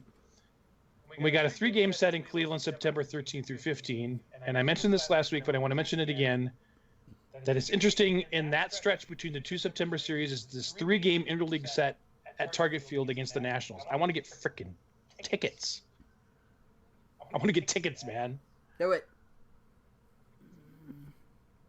Yeah. If you want nosebleeds, I'll get you tickets. Which was rich and had every day off. So, okay, so record-wise, we got 74 and 48 into tonight. I didn't see how many home runs we had Friday. Got to be 230 plus by but now. We're 236 going into Friday, I believe it was. So that's behind last year's Yankees at 267 for most team home runs in the season. So they're projected 314 at this point. Okay. Gonna demolish that Yankees record, Matty. Okay, I wanted to give a little roster update. So we got starting rotation finally back whole again. We had a great performance by Michael Pineda against the Rangers. Looked solid through 5 innings of ball. Really good looks. Got Barrios yet. We got, Kyle Gibson, Jake Odorizzi, Martin Perez. Now, these guys are largely getting the job more often than not last couple weeks. It's, again, this fucking bullpen. Okay. League's worst win probability added. 3rd worst ERA after the All-Star break. Before the break, they had the best win probability added in the league. Now it's the worst after the All-Star break. Just kill me. Sorry, I'm listening. Top prospect. This is interesting though. Top prospect Brusdar Graterol. Have you remember me mentioning this guy? I vaguely remember you talking about him. I've had him in some trade pieces, dreams in my mind. Get a big pitcher. I just want to say fuck you to all these other teams that haven't been interested in trading for him, because now my Twins are possibly going to get him up here, and you're going to be sorry not to have pulled the trigger on this guy. Get this. He's coming up on 21 years old next month. He closed out the game for AA Pensacola this past week flawlessly. So it's obvious at this point they're grooming this guy to be the fireball next coming. And he's been a starter all along in the minors, but I'm loving this plan for Brusdar Graterol. Keep that name in your mind. Could get a call to the big club pen before his drinking age landmark, and if so, interestingly, I looked this up, he would become only the 11th player in Twins Senators history to make their MLB debut before their 21st birthday. And this would join, among others, Bert Blyleven. Yeah. So last thing is an interesting note from Friday's game, which saw German-born Max Kepler. You're familiar with Mr. Max Kepler. He hit his 33rd home run of the season. That gives him the most home runs in a single season by a European-born player, surpassing the Staten Island Scot Bobby Thompson, better known as the guy who hit the shot heard around the world in the 1951 NLCS for the Giants to beat the Dodgers. The Giants win the pennant, but now Max Kepler wins from my Twins. Yeah. Again, Thompson's mark of 32 in 1954, now only good for second. And then I wanted to give a shout out to the Coon Rapids, Minnesota Little League team, baby. We are in the Little League World Series. They beat Bowling Green, Kentucky, 2-1. And they got a matchup coming up against what's the Virginia team? I didn't see the city, but they're playing the Virginia champion in the winner's bracket on Sunday morning. So still looking forward to more Minnesota. I haven't had a chance to catch them yet. I gotta check out the Coon Rapids Andover Little League team. While you're talking about the Little League, I want to mention something. I retweeted it. Did you see that kid from Venezuela, his batting stance? I saw a brief picture. It was insane. If you're able to throw a picture of that, would be. I got the video on my Twitter here. Yeah. Let me see if I can put it in the chat or something. Finagle. Like, what the hell was? He's crouched lower than the catcher. Yeah, that's insane. It's crazy. Ricky Henderson, better than Ricky Henderson with my stance. Let me see if I can get in frame here, and I'll do it. Like, he's gonna rip stuff out of my cord real quick. Work on that, and I will tell you about this Donald Trump deal. Okay. Oh Lord, yeah, I'm glad I'm away for this. Again, what if President Trump had succeeded in buying the Minnesota Twins? Okay, folks, picture this. It's 1983, right? I'm going to give you the account of this. Because this is just mind-boggling to me. When I saw this, I was just like, are you serious? 1983. Good year. I wasn't born. He's sitting down with... Calvin Griffith was the guy who owned the Washington Senators team and moved it to Minnesota back in 1961. No, 63. 1963. Now I can't seem to get this browser updated. But yeah, I got, Trump coming up with these grand plans to buy Greenland. Send the immigrants there? Is that what he wants to do? I don't fucking care what he wants to do. I don't want him dead, but I want him gone. Get out of here. I'm still waiting to get my cancer cured from the windmills. Right. Yeah. Are you waiting? Yeah, some sort of land. Okay, there we go. Sorry. So this was late 1983. Calvin is going to be in New York City. So Donald's like, I'm the Rich Boys Club. I'm going to invite him over. So this is at a point where the Griffin family, Calvin's getting on in years.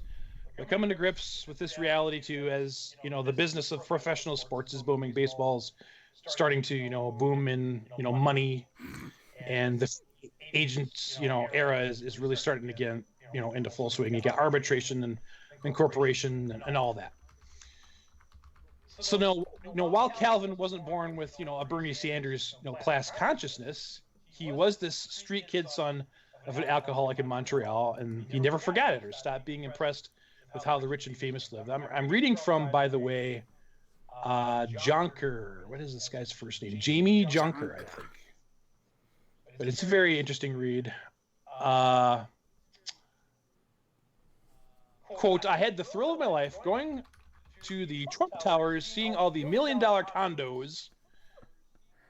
Johnny Carson even had a condo there, he exclaimed back in this interview back in the 80s. So, this is the deal. The financial discussion is rumored to be this. Trump making an offer reported at $50 million, which is equivalent, they figured out today, to be almost $123 million offer. Lots of money. I'll make that in a day. But this is 1983, and Calvin had his choice of bidders, and this definitely got his attention. This is kind of how it went down to, according to this Kerr. Did I say his name was Kerr? Jonker, yeah, this Jonker guy.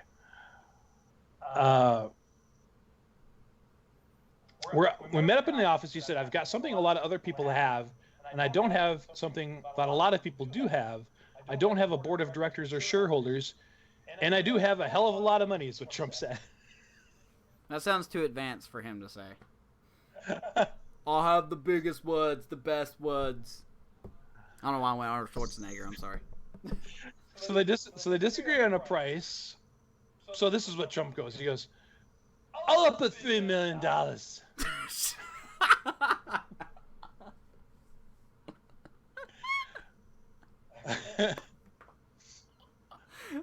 Alright, I like that one. You win. So the egotism here. I like that. You win. So it could have been so epic, but my God, how horrible could this have been? Train wreck could this have been? It was still, maybe we'd have seen these infusions of cash, like what he did with, football, USFL, and Herschel Walker, paid him all that money.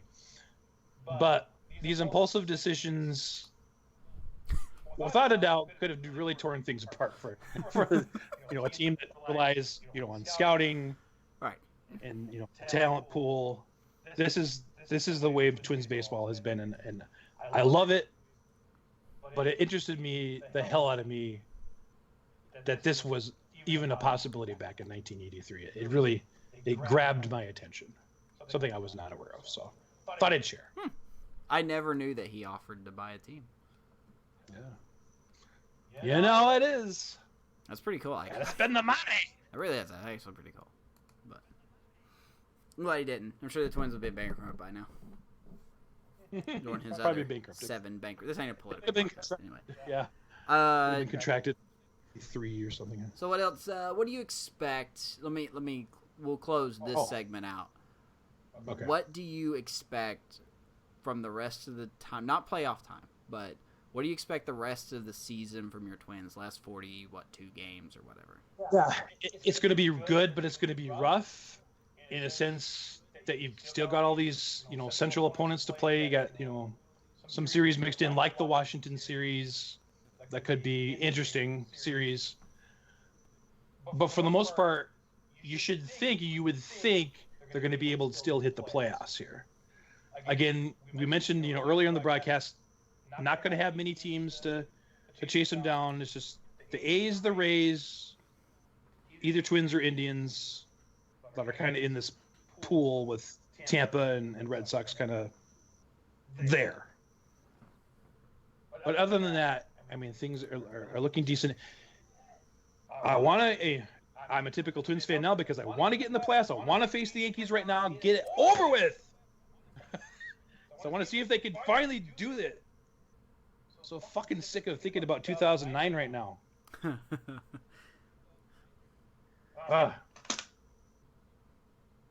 So there you have it. Our Twins and Cubs. We're mad at them. We let out a lot of anger. You want to do better. You want to see more anger? You want to check out our video of the episode? Oh, yeah. So some interesting things happened with the Yankees this week. Oh boy. Which one do you have? I've got the one about Gardner. Okay, so today last night? Yeah, last night. Yankees are playing. Who were they even playing? I don't even remember. The Indians. Oh, they're playing the Indians. That's right. So Cameron Maben comes to the plate. Okay, you're gonna start the video and we're gonna watch this. I will. And Cameron Maben's to the plate. You're gonna have to narrate because you're in real time. And I'm just gonna kind of see some things in the back end when I see this video. Let me see if I can get this queued up here. Hopefully the video stayed what should have been. Oh, did you lose it? No, I didn't lose it. I don't think I've lost it. So let me pull up on my phone here to make sure it is accurate because I'm working with one screen. So bear with me for a second. Oh, no problems. But we've got this. You remember the whole comment about savages? We talked about, I think this might have been a couple weeks ago, maybe it was last week's Sporting Addict. I can't exactly remember, but get our logo out of the way. That was kind of the quote from Aaron Boone in his anger in the one game where I think they also tossed Brett Gardner in that game. And now, fucking crybaby Gardner boy Caillou does even more. I call him Caillou. That's what I call him. Caillou. That's what he is. He's Caillou. All right, let me make sure this is set up right. Make sure I have them audio muted. It is from today, Matt. Okay, thank you. Was it after? That's right. It was early afternoon game. Right. So let me give you the setup here. Bottom of the 6-4 Yankees winning. That's Cameron Maben up to the plate on a 3-2 count. You could probably guess where this is going already. And we talked about this in the last video I showed, I believe, about umpires, borderline pitches, players bitching about it, which is never going to stop. That's whatever. It's baseball. Cameron Maben just becomes the next victim. So 3-2 count. I can't see who that is pitching for the Cleveland. Missed it. Now, as you can see, I think I paused it on the right time. 93 mile per hour, painting the corners. When they showed the replay, it was a ball. But like I said before, this is a borderline pitch. If the umpire's been calling this all game, you're in the 6th inning, you ought to know what the zone is by now. Or at least have a relatively good idea. Deep in the game, that's right. So, Maben strikes out. He thinks it's ball 4. Umpire calls him out. He looks back, says a few things, saying like, that looked like it was off the plate. Does not get ejected at this point, as far as I know. He doesn't get ejected at this point. There's the overhead view. It does look like a ball, but like I said, borderline pitch. Umpire calls it a borderline pitch. Strike 3, Maben's out. Umpire's looking in the dugout. Now, here's my first gripe. And I've said this before. I'm going to say it again. If you're in the dugout, shut the fuck up. Okay? To put it nicely. Shut the ever-loving fuck up. Okay? If you are screaming loud enough to where the umpire in a full baseball stadium can look over and hear you and pick out that don't be mad when you get thrown out. Don't. Stop it. And I don't care which team it is. It could be the Yankees, Red Sox, Orioles, Cubs. Orioles, yeah. Anybody. Okay? So, the umpire, I think his name is Brandon May. I think that's his name. Yep. Looks over there, someone's barking, and I think he throws Boone out at this point. So Boone comes out to argue. Boone is exiting the dugout and saying some choice things, and I think that's the point. Right, okay, sorry. He gives him the axe. So he's out here talking to the umpire like, okay, did I get thrown out? Who got thrown out? You called that a strike. How is that a strike? He gets really animated. Getting his money worth. Yeah, exactly. He gets his money worth. So you think it would be over right there. But it's not over. I believe this is the next at bat. I can't see who that is hitting. Maybe Maddie can tell me who that is. But the sequence hasn't even started yet. The umpire looks over and points in the dugout. So he's heard something. He has heard something from that dugout that has caused him to stop and look over. He looks in the dugout, points, and I think this is when he tossed out... I don't know if he tossed out... Well, the first base Well, it could have been umpire, Sabathia too, but yeah. Yeah, I think he tossed out Sabathia, and Gardner got tossed out at the same time by the first base umpire. The first base umpire tossed Gardner out. Okay? So that was Phil Cuzzy, the crew chief. Right. So Gardner comes out mad. You could fry an egg on top of his head. Very mad. He wants to know what he did, what happened, and he's been getting kicked out of games a lot lately. Okay? And he's also done this little crybaby method that it's fixing to show in the video, where he takes the bat and he slams the top of the dugout. Now, let me get another gripe out of the way real quick. Mm-hmm. You should be tossed for things like this. Now, the reason I say you should be tossed for things like this are because, A, there's a difference between taking a bat and hitting the top of a dugout, damaging dugout property of the stadium, and damaging, let's say, a water cooler or a gum bucket or your own bat. It's a permanent fixture of the ball field, not an object that you can remove from the ball field. Right, and it could cause a distraction, second of all. That could cause a distraction. That is a wooden bat hitting a, I'm assuming, metal overhang of a dugout. And he's doing it over and over again. And there's a difference. I think Kay, I like him as an announcer. I really do. I think he's one of the best. But him and his little buddy here get this so wrong. It gets so biased. What did they say? I don't. Well, of course, let me start off by saying, I want us to play audio, but just paraphrase it. They think the umpires were looking for problems. I'll say that. Okay. That's one thing they did say. They're looking for problems. And they said with Gardner getting ejected from this was not only looking for problems, but a show that he's letting out frustration. So why is he getting ejected? This is why he's getting ejected. He is taking a bat and hitting the top of a dugout compared to taking that bat and, let's say, hitting a water cooler or something.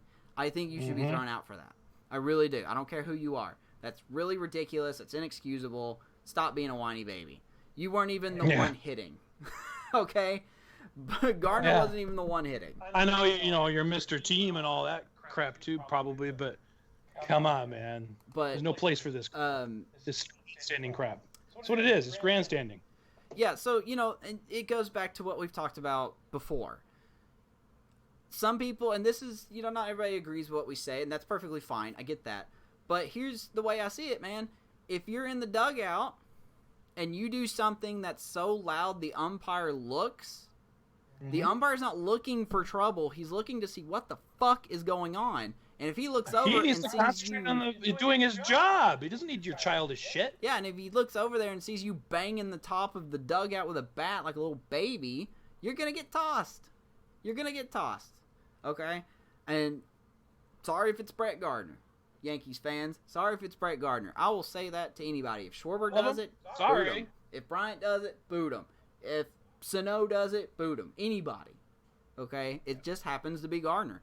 The umpire is not looking for a fight. The umpire is not looking for trouble.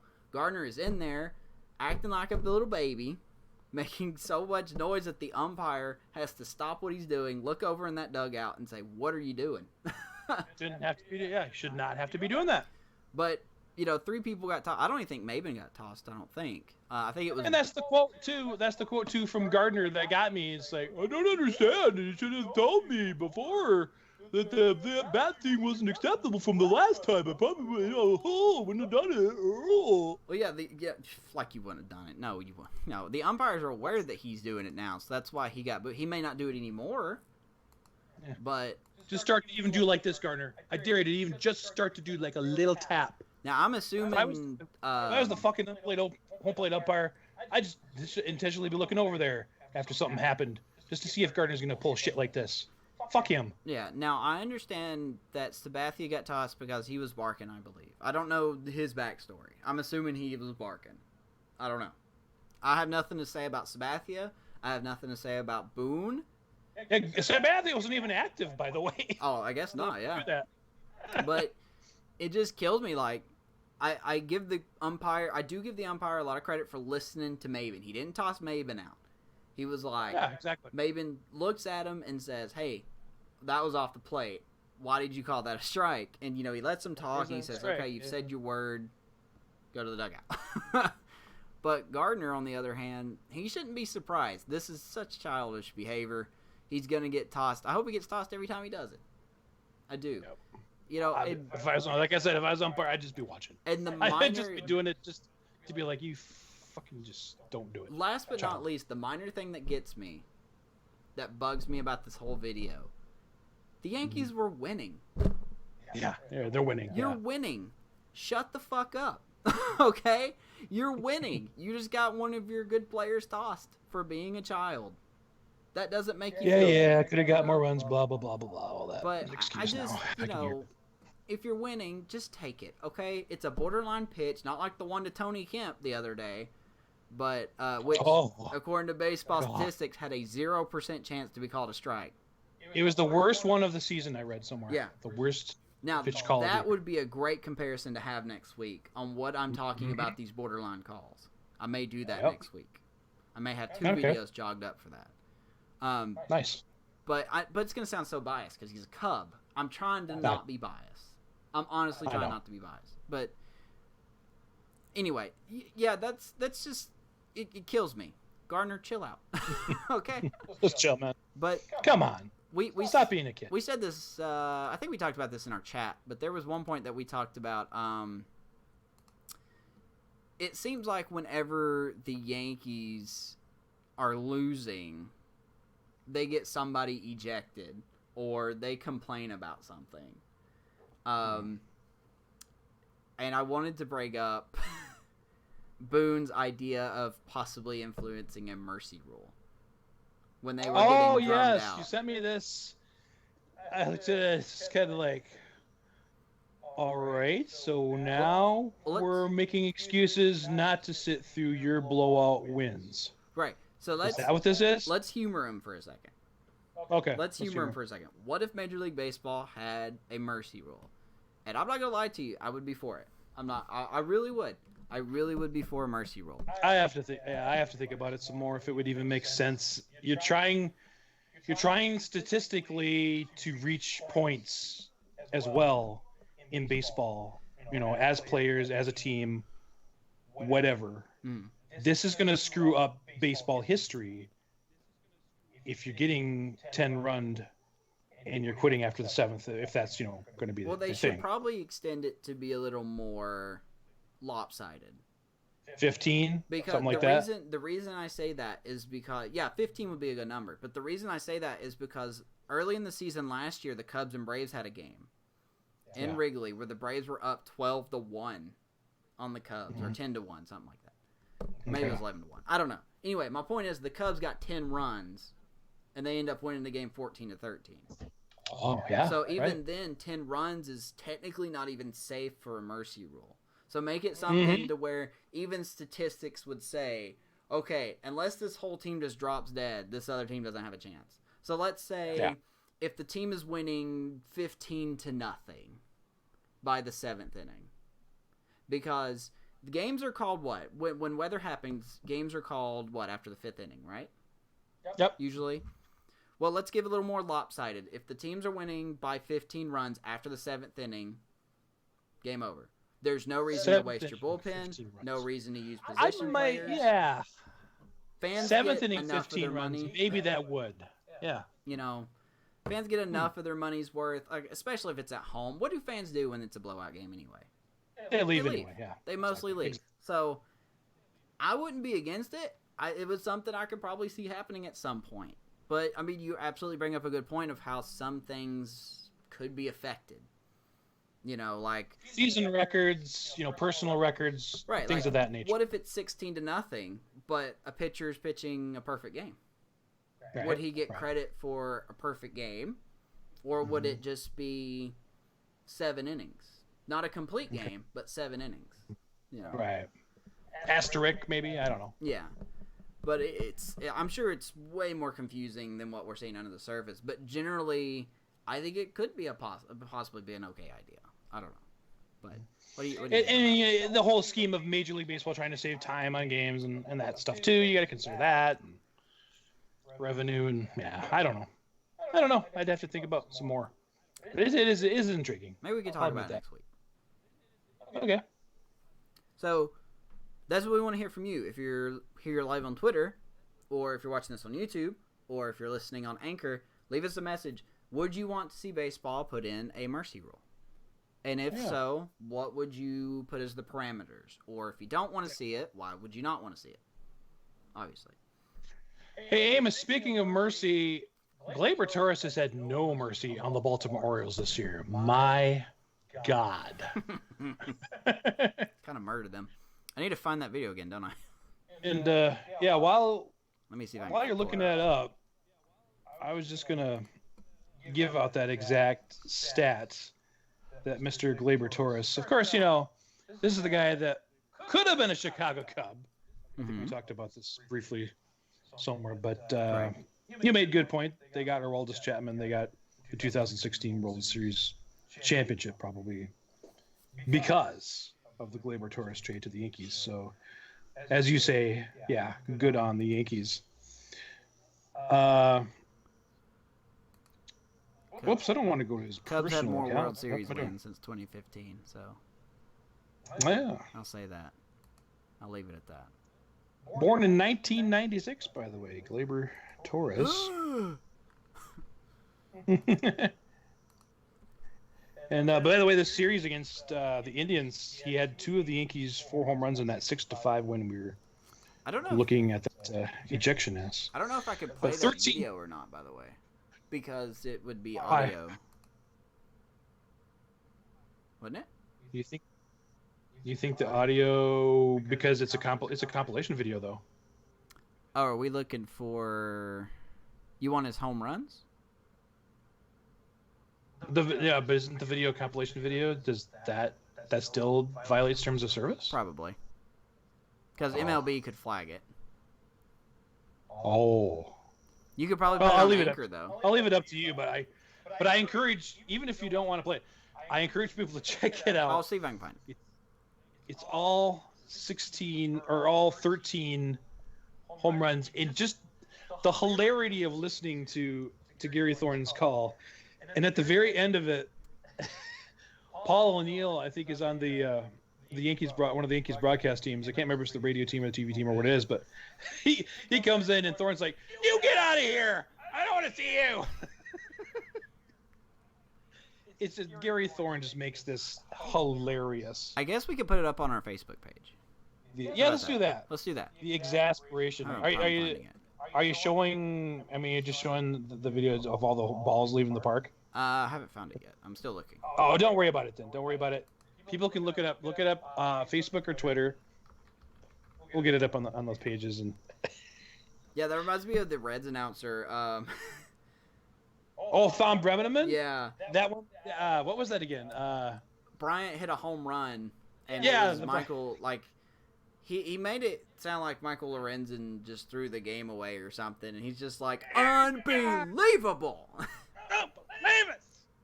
I was like, I'm sorry. Do you expect to beat the Cubs 10 out of 10 times? You know? Probably. But that one was pretty funny too. I don't know. I don't have that one queued up, but that just reminded me of that. Yes. As you've got to be, it was like, unbelievable. I believe it. I'm just so mad. Poor Michael Lorenzen, man. Such a good player, but he's such a cruddy pitcher. But he didn't deserve that. Keep him in the outfield. Makes great play. Dude's built, man. Oh, yeah. He's built. Big boy. What else we got on the table here?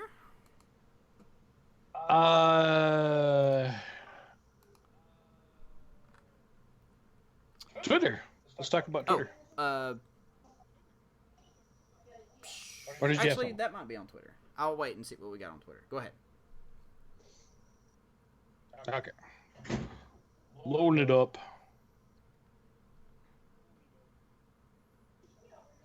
My apologies for home domestic sounds in the background here. The children, trying to get the children down to bed here, I think. I know. I think Vanessa's putting Leo to bed too at the same time. It's for school's coming up here, folks. So get your kids to bed earlier. Stop because it's going to serve them. It's going to serve them in the long run, most definitely. I was going to ask you too. Yes. I had a tweet.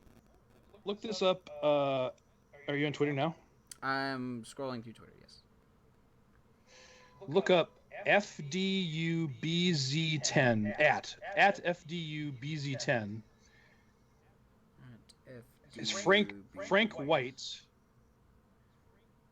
10. Okay. Found him. Sports fan. He put out this tweet about Javi Baez and batting left-handed. What can you say about Javi Baez batting lefty against I think it was the Phillies, wasn't it? Yeah, it was in a blowout game. It's not like it was a big situation. It was a blowout game. Yeah. Yeah, exactly. But I think it's something he's going to do at some point in his career. Because surprisingly, and I didn't know this until they talked about it, but Baez is naturally a lefty hitter. Okay. But as you know, he hits righty in the majors right now. He's been seen multiple times this year in batting practice taking at bats left-handed. And now that he's got an at bat, he pulled a Beltran, fell to his knee, and hit a deep fly ball to center. Wouldn't that have been something if he would have hit a home run? But, also granted, it was a position player pitching. But, sure. Regardless, I think if he keeps working at it, he could become a switch hitter. Switch hitter? Yeah. But this guy, he was not happy. He thought the fact he was batting lefty in a, quote, meaningful regular season game is a disgrace and a show of disrespect toward the game. Sure. And felt that he should play the game right or don't play at all. And I was looking at that really? I'm looking. I'm looking for position that tweet. player on the mound? When was that tweet? 8th of August. 8th of August, okay. I don't know how often this guy tweets. I gotta go down a little bit. Well, first off, let me tell him to go fuck himself. Second of all, if he wants to pull his thong out of his ass crack, I would like to let him know that, it's an at-bat in a blowout game with a position player pitching. The Cubs were winning. I really don't see the big deal. If Baez strikes out, then guess what? He hurt his average. He hurt his average anyway because he flew out. He's not hurting anyone else. Shut the fuck up. Exactly. I think it's fun. Baseball's meant to be fun, sir. Not this serious, oh no, you're disrespecting. Oh, there it is. I found it. Okay. So anyway, there's that, and I wanted to save that and ask you about the Baez left-handed deal, but that's very interesting. Yeah, could he become a switch hitter? It's really funny. I could have sworn at some point in the minors he had tried it too, but I don't know. I don't know the history probably did. And everything. So he could have. The other one I had was about Angel Hernandez and Joey Votto. It's about a week ago at this point. I'm not sure who the Reds were playing. I think it was the Nationals, maybe. But the strike three calls. Oh, the 3 times he struck out, and they were on all Joey Votto. Yeah. They're either the framing by the catcher is so good, or Angel Hernandez is just so god awful as we always kind of suspected he has been. And Votto, I think he got thrown out. I can't remember if he got thrown out. I don't think he did. Not sure. Okay. I'm not gonna say that. But it's crazy. It was just crazy. Yeah, bad umpiring happens, and I don't know. I saw those, me. and I think 2 of the 3 were borderline. I really do. 2 or 3 could have been called. Yeah, that 92-mile-an-hour one on the lower outside corner. I could see where he might be called. He's been called out on that a lot, and not just by Angel Hernandez. Yeah. Though I think it was the one. It might have been his second at bat. The one that was kind of up and in. It looked like a 2-seamer or something. Or 88, yeah, inside pitch. That one was kind of like if he would have swung at that, I don't think he could have made contact. Yeah. And I'm not saying that to trash on Votto. I'm just saying because of the way his batting stance is, his swing motion wouldn't let him swing that high. I guess the least he could do is foul it off, but I think out of all 3, that one was probably the biggest iffy in my opinion. Okay. I'm still going to bring the one with Tony Kemp. I may use that one next week. I'll use the Joey Votto one, and I'll compare it to the Jot Tony that Kemp down. one. Jot that down so I don't forget. Yeah. So again, Gleyber Torres reiterating 5th multi-home run game against the Orioles. It's the most of any player versus any team in a season in MLB history, folks. And 13 times he's done it against the Orioles this year. It's just insane. I wonder if the Yankees would be in first place if they didn't play the Orioles as much. I mean, I know they do. Right? I'm not blaming the Yankees. I'm just saying, And it even started out decent. The Orioles had beaten the Yankees a couple of times in one of those 2 opening series, I think, that they had against each other. And it looked like they were going to be able to hold their own, and it just fell apart. I think now what are they over their last 13 or something? Or quick far-fetched question here: do you think the Yankees are a playoff team in wolf's clothing or sheep's clothing? In wolf's clothing? Sheep's clothing? Whatever. Because if you look at it, 18 of their wins have come against Baltimore. I'm sure they got double-digit wins against the Blue Jays, which, once again, that's not their fault. I'm not saying it's their fault. It's just how the division is. But I'm curious to see what their record is against the Astros or the A's, or I'll even throw the Red Sox in there, or your Twins. Yeah. Now, I think a lot can say that. The Yankees have got just this firepower, man. It's scary, but again, it's their pitching that's their downfall, and that's why they're not going to make the World Series. No, they're absolutely not. Greinke's going to chew them up. One thing I got from Twitter, and this was at Darren Willman. Oh, Darren Willman, he's great. I love him. He tweeted, this was a couple days ago. So 3 days ago, Albert Pujols became the all-time hits leader among players born outside the United States with 3,167 hits. And then he gives a complete list of every pitcher he's got to hit against along the way. So that's fun. It says he's got 28 pitchers, but there's so many ties in there though. Here we go. Base hit victims, the 12, the 11, the 10, the 9. He keeps going down. Oh my God, that's hilarious. Yeah, so I thought that was funny. I thought that was really cool. I mean, no doubt Pujols are going to be a Hall of Famer. The mind-blowing emoji in there. That's great. Here's all the 5s. Here's all the 4s. Jesus. And then MLB posted on their Twitter the 2020 schedule highlights. I wanted to touch on this real quick. Oh, that's right. The schedule highlights came out. Yeah, what do you got? So March 26th is opening day. That's 2 days earlier than I believe what it was this year. Okay. It's very early. And I'm glad the Twins are in Oakland. April 28th through the 30th is Puerto Rico series, and that is the Mets and the Marlins. Yeah. Very interesting 2 teams there. And then June 13th and 14th, you got the London series, Cubs-Cardinals.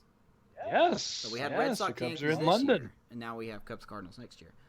July 14th is the All-Star Game. I cannot wait to watch this one. August 13th is the Field of Dreams game. Yankees and 8,000 seat stadium is what they're building. Yankees. If you build it, the 8,000 will come. I guarantee it. And then the Little League Classic for next year will be Boston and Baltimore. Right. Yeah, you got Cubbies this year, don't you? Was it Cubbies Phillies this year? Yeah, that's tomorrow. Cubs Pirates. That's tomorrow? Mm-hmm. Cubs Pirates. That's right. So that'll be a good one. And then game 162 will be on September 27th. So. Okay. Let's see here. Yeah. What else did I have to? Other notes of that will all 30 clubs will play on Thursday, March 26th. So every team will play on opening day. Which I don't think happened this year. No. Let me see what else. There's a big note list here. The Texas Rangers will have their new stadium. Mm-hmm. March 31st will be the very first game against the Angels. 14 games are slated for Jackie Robinson Day. Okay.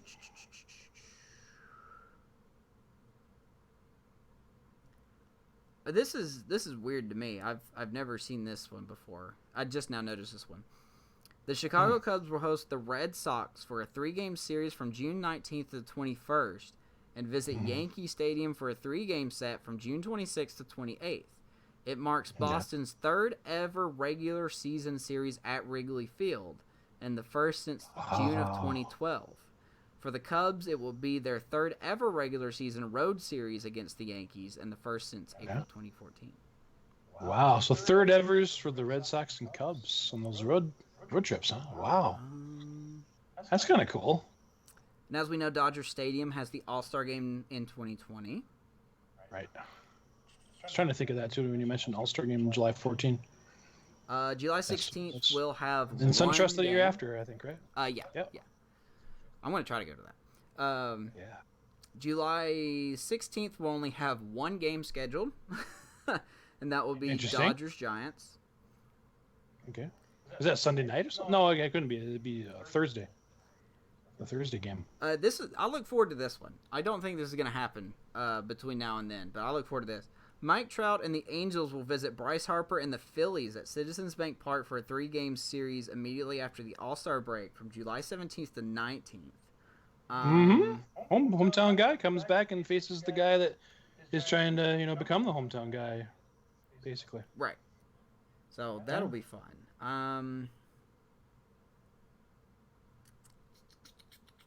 Field of Dreams game. And actually, that's it. The final day of the 2020 regular season will be September 27th, featuring 12 divisional games. So that'll be nice. That's important to play those divisionals when they count the most and end of the season. That's nice that it worked out that way. I like that. Last one, I'm just going to throw at you. Yordan Alvarez, this Houston guy that's probably making a big difference in that lineup for him, and he's on fire. 55 RBI through his first 52 career games, tied with Ted Williams for the third most in that span, and that trails only Joe DiMaggio and Walt Dropo. Yeah. There's a name for you for history, Walt Dropo. As you're looking him up, and speaking of names in history, I think we should wrap this up.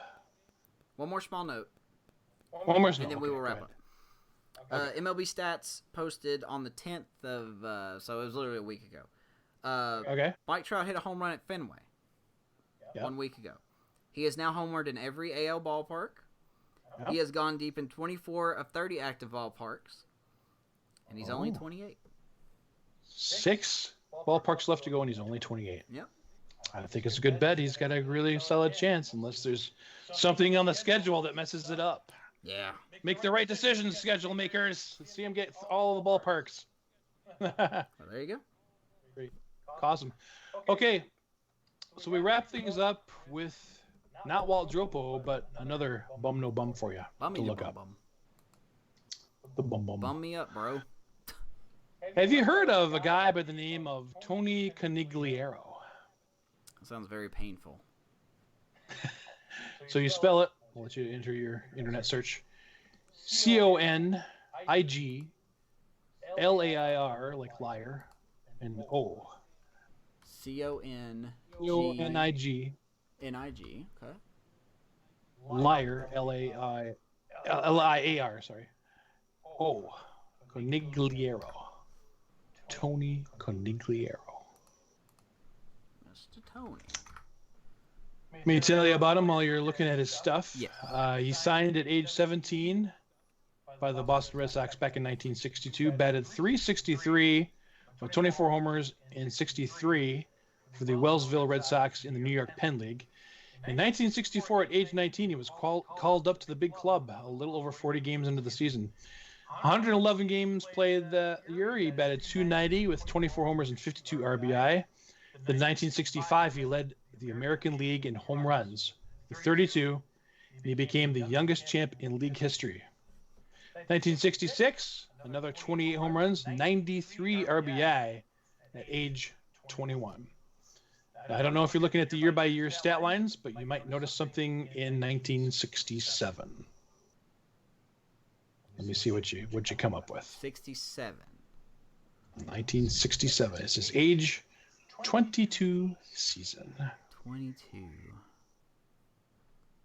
Uh-oh. Page unresponsive. Don't do that to me. Oh, no. I can see the stat still. Let me just wait. 95 games.